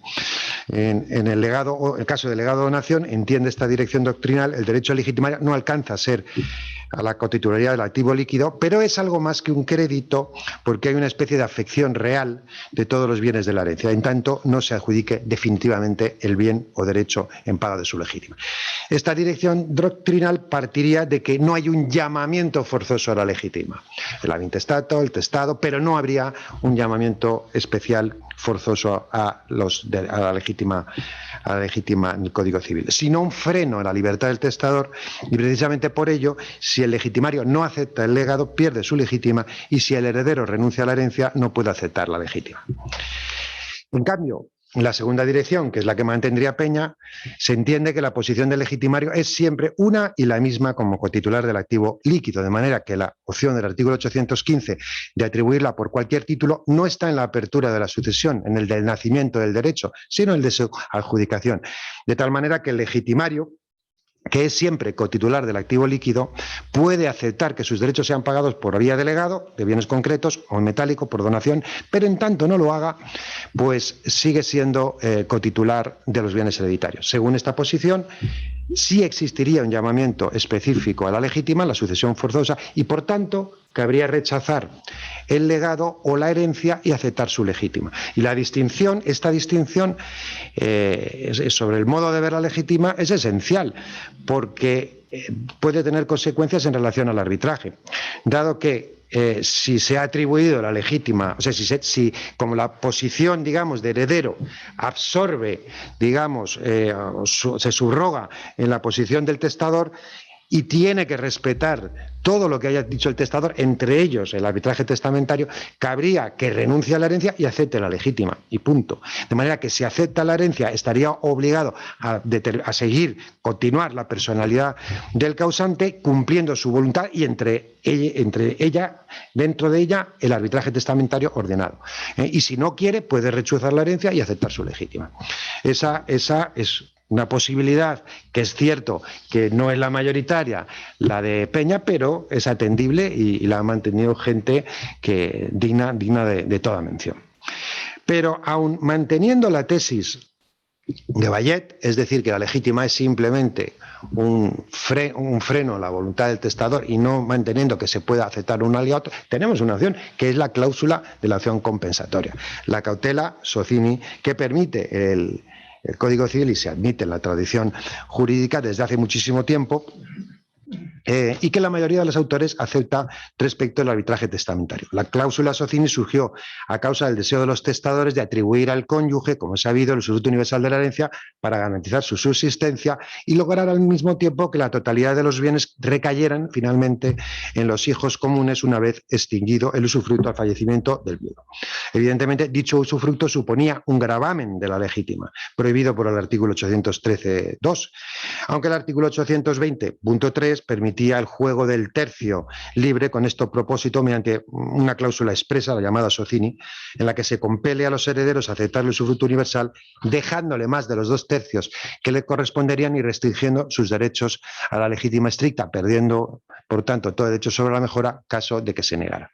Se ha dicho que esta cláusula tiene un cierto matiz captatorio en cuanto tiende a coaccionar al legitimario por reclamar algo a lo que tiene derecho, como es su legítima, libre de cargas y condiciones, pero lo cierto es que la jurisprudencia la ha admitido reiteradamente, aparte de tener una raigambre centenaria. La Cruz la consideraba ilícita, aun reconociendo su admisión por la jurisprudencia, pero la realidad es que en la práctica se usa permanentemente. La aplicación de esta idea al arbitraje daría también ese resultado, el de la validez, sin que quepan objeciones derivadas de su carácter no arbitrable. Desde el momento del fallecimiento del testador, la legítima es renunciable y desde el momento en que se acepta la herencia, perfectamente disponible, enajenable, gravable y, por tanto, susceptible de ser sometido a arbitraje. ¿Problemas que puede plantear esta opción? Pues toda solución tiene sus problemas. Por supuesto, no supone esto que el arbitraje deje de ser testamentario y pase a ser convencional, pues lo ha ordenado el testador y su cláusula ha sido aceptada. No obstante, no cabe duda que genera un cierto problema práctico que ha de ser tenido en cuenta, pues presentando uno de los herederos una demanda arbitral contra uno de los legitimarios, el árbitro no estará seguro de su competencia en tanto no conste que el demandado haya aceptado la herencia. Resulta muy interesante, que lo ha mencionado antes Rafael, esta sentencia del Tribunal Superior de Justicia de Madrid sobre improcedencia de la validez de la cláusula de sumisión arbitraje predispuesto en el testamento. Uno de los herederos comparece, es curioso porque uno de los herederos comparece en el procedimiento arbitral, pero cuando ha terminado y ha estado en todo el procedimiento, pues impugna el laudo por ser contrario al artículo 10. El tribunal salva la situación, desde mi punto de vista, de una manera no correcta, digamos, porque lo que hace es suponer que ese arbitraje ha dejado de ser testamentario para ser convencional tácitamente por haber comparecido en el procedimiento del arbitraje. Cuando, desde mi punto de vista, en realidad es suficiente entender que hay una pretensión contraria a la buena fe, los actos propios y una extemporaneidad en la presentación de estas pretensiones, pero en todo caso el resultado es justo, es una alegría para la Fundación Signum, dado que fue un laudo que fue emitido en esta misma Corte, y además corrige una tendencia del Tribunal Superior de Justicia de Madrid a anular los laudos por razones de fondo, que dio lugar a varias sentencias del Tribunal Constitucional que se han mencionado aquí y que ha comentado en la revista del Colegio reiteradas veces Rafael Hinojosa, aquí presente. En todo caso, es conveniente que la institución arbitral correspondiente tenga prevista esta eventualidad, y con carácter previo al inicio del arbitraje exija la notificación al demandado para que manifieste cuál es su voluntad, si acepta la herencia con el arbitraje o prefiere quedar reducido a su legítima. El problema, por supuesto, se planteará en aquellos casos en que el demandado no se dé por enterado y no quiera manifestarse porque no le conviene. En este supuesto quizá no haya más remedio que acudir a la interrogación iure, que ahora precisamente con la ley de jurisdicción voluntaria y corresponde también a los notarios, y no sería absurdo pensar que en esa interrogación iure se pudiera requerir específicamente para determinar si aceptan o no esta cláusula testamentaria incluido, apercibiendo además de que si no lo hace se tendrá por aceptada con inclusión de la cláusula arbitral. ¿Cabría que después de todas estas pretensiones pudiera el demandado acogerse a la opción? Lo veo difícil, me parece contrario también a la buena fe, pero queda la cuestión abierta. También, lógicamente, sería una buena solución nombrar un albacea, un contador partidor, que aparte de poder hacer la partición, en su caso le pudiera dar un plazo concreto para manifestarse, transcurrido el cual, por ejemplo, deba entenderse que queda automáticamente reducido a la legítima estricta. No parece que el albacea actúe aquí en contra de la prohibición de dejar al arbitrio de un tercero el nombramiento de herederos o legatarios, ni las porciones en que han de suceder que establece el artículo 670 del Código Civil, porque el testador bien podía haber dejado su legítima estricta. Simplemente se establece un procedimiento objetivo para señalar dichas porciones. Un segundo problema que se puede plantear también, y es de enorme trascendencia en derecho común, es la liquidación de la sociedad conyugal. Pues cuando la partición se efectúa ante el juez no existe problema alguno, dado que el juez es competente tanto para la partición como para la liquidación de la sociedad conyugal. La regulación de la división de la sociedad conyugal se contiene a continuación de la regulación de la división de la herencia. Los artículos 806 y siguientes, y concretamente el 807, dispone que será competente el juez ante el que se sigan las actuaciones sobre disolución del régimen económico del matrimonio. Tratándose de arbitraje testamentario, es preciso tener en cuenta que la disposición que contenga el arbitraje afectará a los herederos en su caso, pero no podrá afectar directamente al cónyuge, que en cuanto tal puede que no tenga parte en la herencia, puede estar divorciado y quede dependiente de liquidar la sociedad conyugal. Lorca Navarrete decía que no cabe la extensión de los términos administración y distribución a la disolución de las sociedades gananciales. Y yo digo, en el trabajo que en su momento escribí al efecto, no estoy tan seguro de esta imposibilidad si el cónyuge participa en la herencia y en el testamento se le deja una porción hereditaria superior a la que lo correspondería y se actuara un poco con una especie de cláusula socini específica relativa al cónyuge. Si bien es cierto que en este caso a lo mejor excedería el arbitraje testamentario para aquí sí hacer paso a un arbitraje convencional que tendría específicamente que digamos, aceptar el cónyuge viudo. Dicho eso, ¿qué reforma sería conveniente hacer para el futuro? Bueno, pues ya en un antiguo post que hice en el blog Hay Derecho sobre este tema, que se llama Peticiones al Ministro de Justicia sobre la reforma del artículo 10 del arbitraje testamentario, pues decía, y sigo opinando lo mismo, que tras exponer lo que acabo de indicar anteriormente, es conveniente, solicitaba, mejor dicho, la supresión de la prohibición de que los legitimarios, que la supresión de la prohibición del arbitraje con los legitimarios produciría efectos muy beneficiosos y no generaría demasiados perjuicios, dando para ello varias razones. Bueno, la primera, por supuesto, es que liberaría a los juzgados de largos, tediosos e irritantes pleitos que no satisfacen a nadie. Esta más rápida resolución de la cuestión evitaría el deterioro de las relaciones familiares, ya lo mencioné también al principio. El peligro de la designación por el testador de un árbitro inidóneo o parcial para perjudicar a alguno de los legitimarios se conjuraría estipulando que el arbitraje sea institucional, como ocurre en el arbitraje estatutario, es decir, que no sea una persona concreta, sino una institución que designe a la que corresponda conforme a turno, y evitamos ahí el riesgo de la imparcialidad. Se daba también la razón de que ya existen instituciones en nuestro derecho que suponen una cierta violación de la sacrosanta intangibilidad legítima, como por ejemplo el nombramiento de contador partidor directamente, por cuyas decisiones tienen que pasar los herederos aunque sean forzosos. De hecho, antes de la nueva ley de enjuiciamiento civil del año 2000, para que la prohibición del testador vedara el juicio divisorio, debería ir acompañada del nombramiento de un contador partidor. Y no alcanzaba a los herederos forzosos. Y tras ella, la ley de enjuiciamiento civil del año 2000, el nombramiento de contador partidor impide la promoción del juicio divisorio tanto a herederos voluntarios como forzosos o legatarios de parte alícuota. Eso significa como indica algún autor, que la legítima es ahora un poco menos intangible que antes. Además, aunque el legislador ha sido timorato para meterse con la legítima, pues sí que ha habido diversas reformas del Código Civil últimamente que de alguna manera suavizan su rigor en aras a proteger ciertos intereses. Por ejemplo, admitiendo el pago metálico de la legítima, disponiendo normas para conservar la empresa en el artículo 1056, introduciendo muchas pequeñas reformas para proteger a las personas con discapacidad en la Ley 41/2003 y en la reciente reforma de la Ley de Discapacidad. Esto y el punto anterior significan que en el presente caso estamos simplemente ante una decisión de política legislativa y no de esencia de las instituciones. Además, el mismo Tribunal Supremo, en la jurisprudencia más reciente, ha templado la dureza de algunas normas que regulan la legítima, permitiendo, por ejemplo, la desheredación en ciertos casos que literalmente no se contemplan en la ley, como por ejemplo el caso del maltrato psicológico. Y vuelvo a la idea del principio.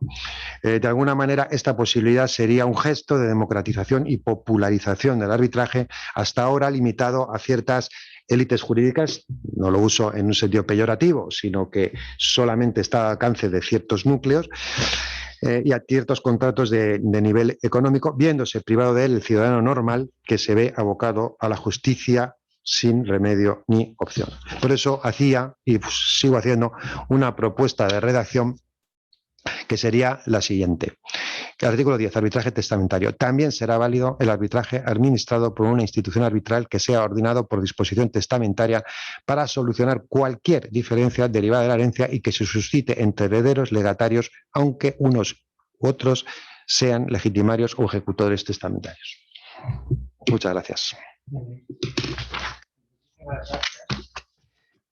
Bueno, yo creo que las intervenciones han sido muy claras. Desde luego comparto lo que todos habéis expuesto y que es la parquera y el error de partida que se observa en la redacción de este artículo relativo al arbitraje testamentario y en la necesidad de una reforma, porque efectivamente podemos esbozar interpretaciones abiertas que encajen, por otra parte, con la literalidad del precepto, alguna más arriesgada que yo incluso me he atrevido en alguna ocasión a propugnar, pero al final la eficacia del sistema depende de que cuando se impune el laudo los tribunales consideren que es correcta o incorrecta la cláusula o el convenio arbitral. De manera que desde esta perspectiva, pues lo que tenemos que hacer es remar en pro de esta solución, que creo que efectivamente puede ser muy útil, que aligeraría muchas veces la carga de las familias y que, como mencionaba al final de su intervención Ignacio, pues no lesiona realmente la esencia de nuestras instituciones civiles. Todo lo contrario, en nuestro derecho civil lo que predomina es la libertad civil y a partir de ahí, efectivamente, pues este tipo de restricciones lo que pone de manifiesto es una concepción publicística de la institución que no casa con las necesidades de las personas, de las familias y con lo que acontece diariamente en nuestros despachos. Y sin nada más que no sé si lo oportuno es conceder un turno a cada uno de vosotros para que intercambiéis opiniones o bien abrir ya, puesto que creo que vamos pasados de tiempo, el turno a las posibles preguntas que puedan formular quienes asisten al acto. No, pues no hay ninguna pregunta por ahora. Por el chat no han formulado ninguna pregunta. Es muy interesante el planteamiento, yo creo que esbozabas, de enlazar todo este tema con las sentencias del Tribunal Constitucional, porque es que efectivamente el arbitraje está fundamentado en el pacto y por extensión en el ámbito testamentario en lo que es la libertad civil. Y estos son valores que tienen un amparo constitucional, sin ninguna duda. Por otra parte, yo en lo que tú comentabas, y también lo recogía el guante Ignacio, claro, si tú entras siguiendo a Elías Campos, en el que cabe el arbitraje, cosa que me parece incuestionable, en ámbito de la mejora, y comprendes el tercio de disposición, por vía refleja estás también determinando el residuo que en la distribución de los bienes corresponde a la legítima, con lo cual resulta que este precepto, que se está interpretando como prohibitivo, a lo mejor desde un punto de vista más generoso, se podría considerar como no limitativo, sino como simplemente que es un precepto permisivo, o sea que la interpretación en su contrario debería de cuestionarse. También será válida la cláusula arbitral o el convenio por medio de disposición testamentaria, y no interpretarse en sentido contrario, porque es que además la propia dinámica del precepto conduce a estas contradicciones. La única forma de que no sea contradictorio es entender que como haya mínimamente un legitimario, no hay aplicación de la norma. Y esto ya desde el principio, desde la época de la ley creo yo, del 22 de diciembre del año 53, Juan Vallet de Huitisolos arriba al paso, explicando, como decías tú, corrígeme si no, Carlos, que estás más puesto que yo en el tema, que era perfectamente aplicable cuando hay herederos forzosos. Ahora, en el momento en que es aplicable cuando hay herederos forzosos, la consecuencia de eso es clara. Es decir, si tú puedes distribuir los bienes, si tú los puedes distribuir respecto del tercio libre, claro, y del tercio de mejora, indirectamente y por vía refleja estás distribuyendo los que componen la legítima, o estás dejando el residuo correspondiente. Incluso puede ser un pago en metálico. Es decir, que al final puedes incluso quebrar hasta cierto punto la formación de lotes homogéneos, o no. En principio no. Pero claro, estás en un ámbito en el que te das cuenta que hay una contradicción íntima en la propia previsión del precepto.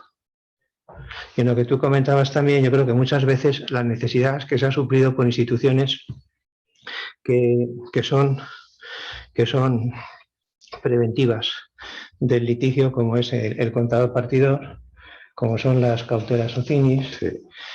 Y luego, por otro lado, está ocurriendo otra contradicción que creo que convendría resaltar, y que es la siguiente. Es decir, te encuentras que en las herencias muchas veces hay empresas. Estas empresas, que suelen ser sociedades anónimas o sociedades limitadas, suelen establecer pactos parasociales. En los pactos parasociales va de suyo, aparte de muchas veces la creación de un consejo de familia, cuando son empresas de esta naturaleza, la introducción de cláusulas de mediación, pero sobre todo de cláusulas arbitrales. Cláusulas arbitrales que las suscribe el fundador, pero que luego por el 1257 pasa a los herederos. Y aquí ya no se distingue entre legítima, ni mejora, ni tercio de libre disposición, sino que por otra vía, que es una vía de penetración mercantil, se está también introduciendo el arbitraje en un ámbito que repercute sin ninguna duda sobre la propia herencia. Entonces, esto lo que pone de manifiesto es que este artículo es una verdadera antiguaya. Es un desastre. Sí. Me gustaría... Además, tienes que estar... Claro, si tú quieres dar juego al artículo 10 y al arbitraje, hay que estirar las costuras y buscar interpretaciones, a veces forzando la norma, pero bueno, el Tribunal Supremo llega y fuerza el tema de la desheredación. Sí. O sea, el derecho avanza así también, claro. Pero también es verdad que al testador hay que darle que no puede, el arbitraje testamentario tiene que haber seguridad. Y estas interpretaciones que las hacemos en aras de abrir campo a la figura, también es cierto que cuando llega el momento de la verdad, pues un poco de miedo. Es complicado. Porque lo que quiere, lo que le tienes que decir al testador es: no se preocupe, que esto va a funcionar, que es lo que le decimos. Usted nombre un contador partidor, que aquí los pone a todos firmes, y aunque no vengan a firmar la escritura, viene el otro. Y es verdad, cuando hay un contador partidor, se solucionan muchísimas herencias. Aquí es cierto que la ley, pues que es muy estrecha la norma, pero creo que hay cauce para estirarla. Pero tienes ese problema, ¿no? El de la inseguridad que van a decir los tribunales. Pues es decir, yo alguna vez lo he puesto, pero ojo que también te lo tienes que mirar con cuidado. Y luego me acuerdo de una cosa que cuando hicimos algunos de los que estamos aquí el curso de arbitraje hace unos años, decía una cosa que a mí se me queda en la cabeza y me parece que es muy importante, que es que el arbitraje vale tanto como el árbitro. Y eso quiere decir que, hombre, lo que no puede ser, ¿no?, es que quede depositado esto, que en definitiva, ¿no?, es una justicia sustitutoria, por decirlo así, con todo lo que ello implica, además en una sola instancia normalmente, rapidísimamente, en manos de gente que no sepa de esto o vaya a hacer una sentencia que no tenga nivel. ¿Qué quiere decir eso? Con lo que quiere decir que nosotros hacemos una apuesta, o yo lo hago, una apuesta por el arbitraje testamentario, en el bien entendido que hay que elegir muy bien a quién se designa como árbitro. No es que esté haciendo publicidad de la Fundación, sino, pero en general es importante tener en cuenta qué se elige, ¿no? Porque al final de eso va a depender una decisión sobre cosas muy importantes que están en nuestro patrimonio o en nuestras personas. Eso me parece esencial. Y luego, una segunda cosa es que hay que tener mucho cuidado con la redacción, de cómo se hace, que se establezca en el testamento, y eso lo hago para mí y para mis compañeros. De hecho, en el caso de la sentencia que mencionaba anteriormente Rafa y que me encargó a mí, pues, con todo el respeto también al compañero, pero la cláusula era un poco confusa, porque hablaba de que instituía el arbitraje testamentario a favor de no sé qué, tenía herederos forzosos, había herederos forzosos, dice, salvo la legítima, sin perjuicio de la... Claro, si ya dices sin perjuicio de la legítima, ya lo hemos fastidiado, porque ya estás diciendo que sabes que no es que sea ya el precepto legal, es que eres tú mismo el que se estás estableciendo la limitación. Entonces, al arbitraje testamentario hay que lanzarse con todos los elementos, ¿no? Y decir, oye, quiero esto. Y si no lo aceptas, no para la legítima, sino para todo, entonces te quedas con lo mismo.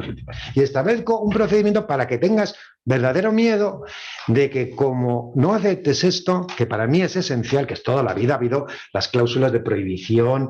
¿Y por qué? Porque es de verdad lo que decía Carlos al principio. Una de las cosas que más horrorizan a los padres cuando hay el testamento es que los hijos se peleen. Yo siempre les digo lo mismo. Eso no está en mi mano, señor, señora. No está en mi mano. Si quieren pelearse, se van a pelear. Lo único que podemos hacer es limitar los efectos de la discusión un poco, ¿no? Estableciendo algunas cautelas. Pero eso está en las personas, ¿no? Entonces, yo creo que es muy importante también, yo soy partidario que efectivamente se reforme el artículo 10, pero tiene que ser institucional, por supuesto, porque sí que creo, y a veces ocurre, lo vemos en nuestros despachos, que dice, bueno, yo a ese no le dé nada y ponemos de contador partidor a mi primo para que haga lo que yo... ¿Para qué? ¿Para que valore la legítima del otro mal y tal? No. Eso no. Por eso yo tampoco soy nada partidario de que el contador partidor y el base son cosas distintas. El otro es una función jurisdiccional prácticamente, es un equivalente jurisdiccional. Entonces tiene que estar libre de todo polvo y paja y además ser competentes. Yo creo que eso, si eso sale y se modifica con las cautelas pertinentes, pues conseguiremos que mucha gente, estas cosas que nosotros, además lo vemos, lo sufrimos nosotros, lo vemos en nuestros despachos, estas cosas eternas, la gente sufriendo horriblemente, pues yo creo que algo se podría paliar. Yo es que creo que además de lo que estás diciendo tienes toda la razón en cuanto a la claridad de las cláusulas arbitrales, pero probablemente cuando me leías la cláusula yo la reinterpretaba en la línea del artículo 1056 del Código Civil, que se pasará por la partición hecha del acto entre vivos y última voluntad sin perjuicio sin perjudicar la legítima, que es un poco la idea de que en el laudo arbitral, si hay legitimarios, evidentemente que el conocimiento de la materia deberían incluir las legítimas, pero lógicamente lo que no puede hacer el árbitro, como tampoco puede hacer el juez, es saltarse las normas imperativas que regulan las legítimas. Claro. Esto es lo que realmente debería de decir el artículo 10 en la línea de tu propuesta, ¿no? Del eje Ferenda. Creo que efectivamente pues es un momento muy oportuno que trataremos de impulsar porque hay leyes por delante en esta línea de tratar de precisamente reducir el ámbito de las actuaciones judiciales a través de soluciones alternativas, estableciendo incluso en algún caso fuera del ámbito del arbitraje como requisito de procedibilidad la negociación o la mediación o algún tipo de conciliación. Pues en este sentido yo creo que este arbitraje efectivamente está llamado a tener mucho éxito en el futuro si si efectivamente se nos da el cauce para que lo podamos introducir en los testamentos con el buen acuerdo de los testadores, sin el riesgo de tener que pasar por una sentencia, porque entonces es peor el remedio que la enfermedad, que es el problema con el que nos encontramos. En relación a lo que estás diciendo, pues la sentencia de Extremadura ha pasado otra cosa similar a la de Madrid, que también se excedían con cuestiones no sometibles. Lo que pasa es que el tribunal ahí ha utilizado el motivo de orden público del 41.1f para entrar ellos y asumirlo, cuando no debería ir por ahí, sino más bien sería una nulidad del convenio, porque todo el convenio era nulo, porque se extralimitaba dentro de las funciones. Y luego otra cuestión que siempre me ha atraído es el tema de las normas imperativas, que a veces dicen, esto no puede ser ir por arbitraje porque hay una norma imperativa. Yo lo que entiendo es que esa norma imperativa obliga a los árbitros y que no pueden saltársela, como si fuera un juez, etcétera. Pero no que eso excluya el arbitraje per se, sino simplemente que obliga al árbitro a entenderlo. Y lo que decíais también del tema del arbitraje institucional, evidentemente un arbitraje institucional con unas cortes de prestigio, que ha mejorado mucho desde que se crearon con la ley del 88, ahora evolucionó en España, y con unas listas de árbitros, pues que sean personas de prestigio, reconocidas, etcétera, pues evidentemente da mucha garantía para evitar lo que estáis poniendo vosotros de manifiesto que pueda ocurrir con algún testador. Es que hay una cosa que ocurre en los testamentos, y es que, como decías tú, recogiendo las palabras de Carneruti, es un invento maravilloso que permite trasladar tu voluntad post-mortem, ¿no? Pero claro, al tiempo que la trasladas post-mortem, porque los herederos tienen una cierta función representativa, si tú designas al árbitro, por ejemplo, para ventilar sobre la validez o no de una desheredación, pongamos por caso, en el fondo el testador entra en un conflicto de intereses. O sea, el árbitro debería decir que no puede, porque está representando también o dando cauce a lo que es una contaminado totalmente. Sí, claro, evidentemente esto conduce a soluciones en ese caso de naturaleza institucional, porque efectivamente los herederos, en cierto modo, se decía tradicionalmente, representan también la voluntad del causante. Entonces, el causante, cuando son disposiciones suyas de esta naturaleza, si recurre a un árbitro designado por él, pues ese árbitro está resolviendo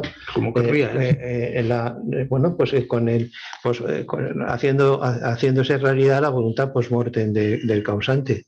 Es decir, hay un conflicto de intereses. El causante en estos casos es parte del arbitraje. Pues me gustaría decir, que lo has dicho tú también, que no sé si en la Fundación Signum está colgada, lo está buscando y no lo han encontrado. Las cláusulas estaban colgadas. Yo no la he encontrado. Pues habrán cambiado la web, pero estaban yo creo que se ha cambiado porque antes estaba colgado una sí. pero ahora no. ¿Ya no? Ayer yo lo miré y no la encontré. Yo también lo he mirado, sí. Pues yo no lo miré, evidentemente, pero estaban, porque yo las he usado alguna vez. Los estatutos, y algunos modelos de cláusula, algunos modelos de cláusula en general, pero la talla yo no la he visto. Hay una general, yo creo, es lo que hay general, pero no testamentaria que yo haya visto, lo comprobé ayer. Pues antes estaba. Antiguamente yo creo que sí. Yo creo que sí, vamos. Lo que pasa es que la cogí en su día para usarlas y ya no he vuelto a entrar. Sí, hay mediación, hay sus más y sus menos. Tenemos eso en la cláusula escalonada. Sí. Pero del testamentario no. Y yo creo que sería la única corte que tuviera testamentaria, porque no suelen tener mucho de arbitraje societario, estatutario, pero no testamentario, que yo sepa, no hay ninguna corte. La verdad es que en algunas ocasiones sí se plantean arbitrajes testamentarios, pero por acuerdo o convenio arbitral de los herederos, porque es una solución y se recurre muy a menudo en estos casos, que tampoco son muchos, a un notario por la propia formación nuestra, ¿no? y dedicación a estas materias, pero es que es muy difícil saber el número de arbitrajes que hay, porque la única estadística que antes había, que era también de justicia dato a dato, desde hace varios años suprimió los arbitrajes comerciales, sino simplemente ahora salen los laborales, que no es la materia, y entonces no se sabe, y solamente lo ves por vía indirecta por las anulaciones de laudos o de ejecuciones, exequatur, ves el movimiento que hay, que sí lo hay, pero por eso he dicho antes con respecto de las dos sentencias estas de Madrid y Extremadura, que es un indicio de que va habiendo más arbitraje, se supone, testamentario. Pero es muy difícil porque hay mucha reserva.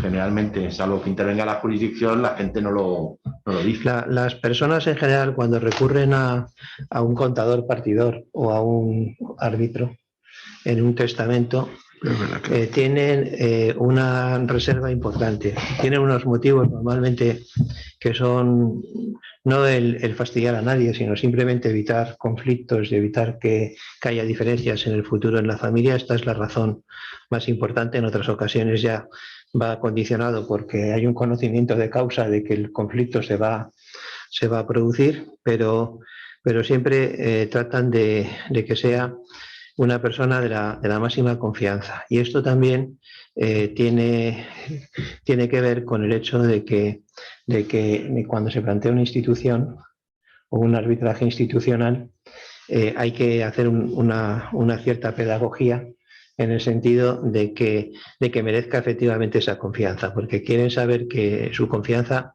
está depositada en una persona en la que ya la tienen.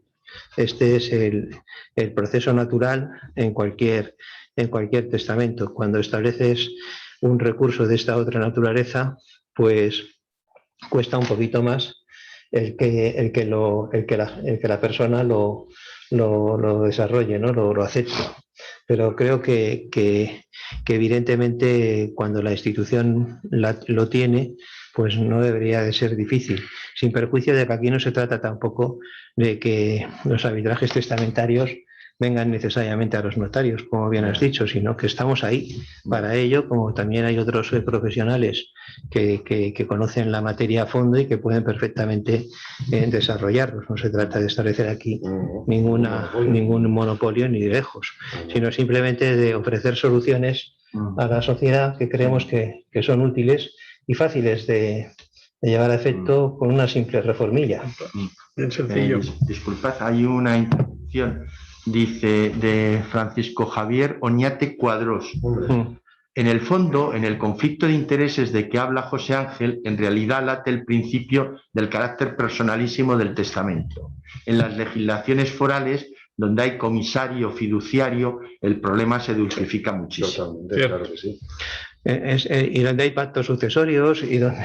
Y se podría atribuir Claro. al comisario la designación del árbitro. Y se plantea si el testador decir que el árbitro es el ciclo de sí del comisario. Y se plantea si esa prohibición de los herederos forzosos afecta a aquellas comunidades autónomas donde la legítima, por ejemplo, es puramente formal. Claro, entonces, realmente, ¿qué es lo que hay que proteger ahí? Pues nada. Ahí no tiene ningún sentido. No tiene ningún sentido. Eso pasa con el artículo 15 de la ley hipotecaria. En el artículo 15 de la ley hipotecaria sigue diciendo que se aplica a los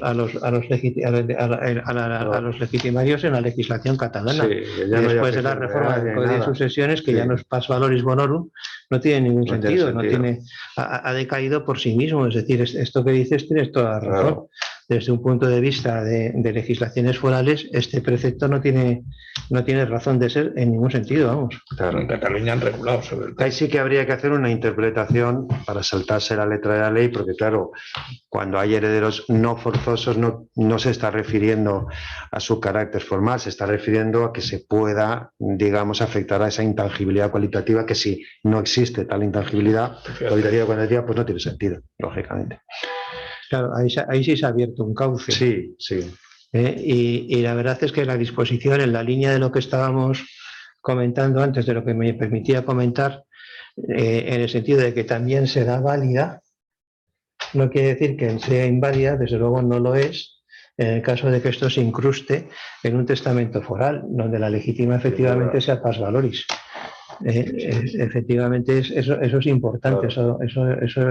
Esta pregunta de Javier nos ha dado pie a tu idea de plantear el asunto, claro. Estamos pensando en una pars bonorum. Efectivamente, porque bueno, el Colegio Notarial de Madrid pues es lo que tenemos, pero bueno, hay más. Una pars bonorum que si hubiera una interpretación correcta del artículo 831 del Código Civil, que bajo mi punto de vista no se ha entendido bien en la sentencia del Tribunal Supremo, en la última, prácticamente es una pars bonorum con facultates solucionis, es decir, que ya es un tránsito a una pars valoris. Sí, otra modificación más. Estamos en esa línea que tú dices de flexibilización de la intangibilidad cualitativa que por otra parte no se resentiría lo más mínimo si introdujéramos la reforma que tú patrocinas. Efectivamente. ¿Hay más preguntas, Rafael? No, no hay ninguna. Pues yo Era una intervención, no era pregunta, sino simplemente una sugerencia, afirmación, lo que decía Javier Oñate, sí. Pues nada, muchísimas. Yo creo que podemos cerrar ya la sesión porque agradeceros a los ponentes que han sido todas las intervenciones muy ilustrativas y además se han abierto, creo, caminos y además hemos acabado con una esperanza de futuro que facilita que nos vayamos todos con una sonrisa, aunque no se vea muy bien con estas mascarillas. Y nada más, agradecer a los asistentes y confiemos en que efectivamente la institución pues, se vaya desarrollando en bien de la sociedad. Muchísimas gracias a todos. Muchas gracias. Gracias a ti.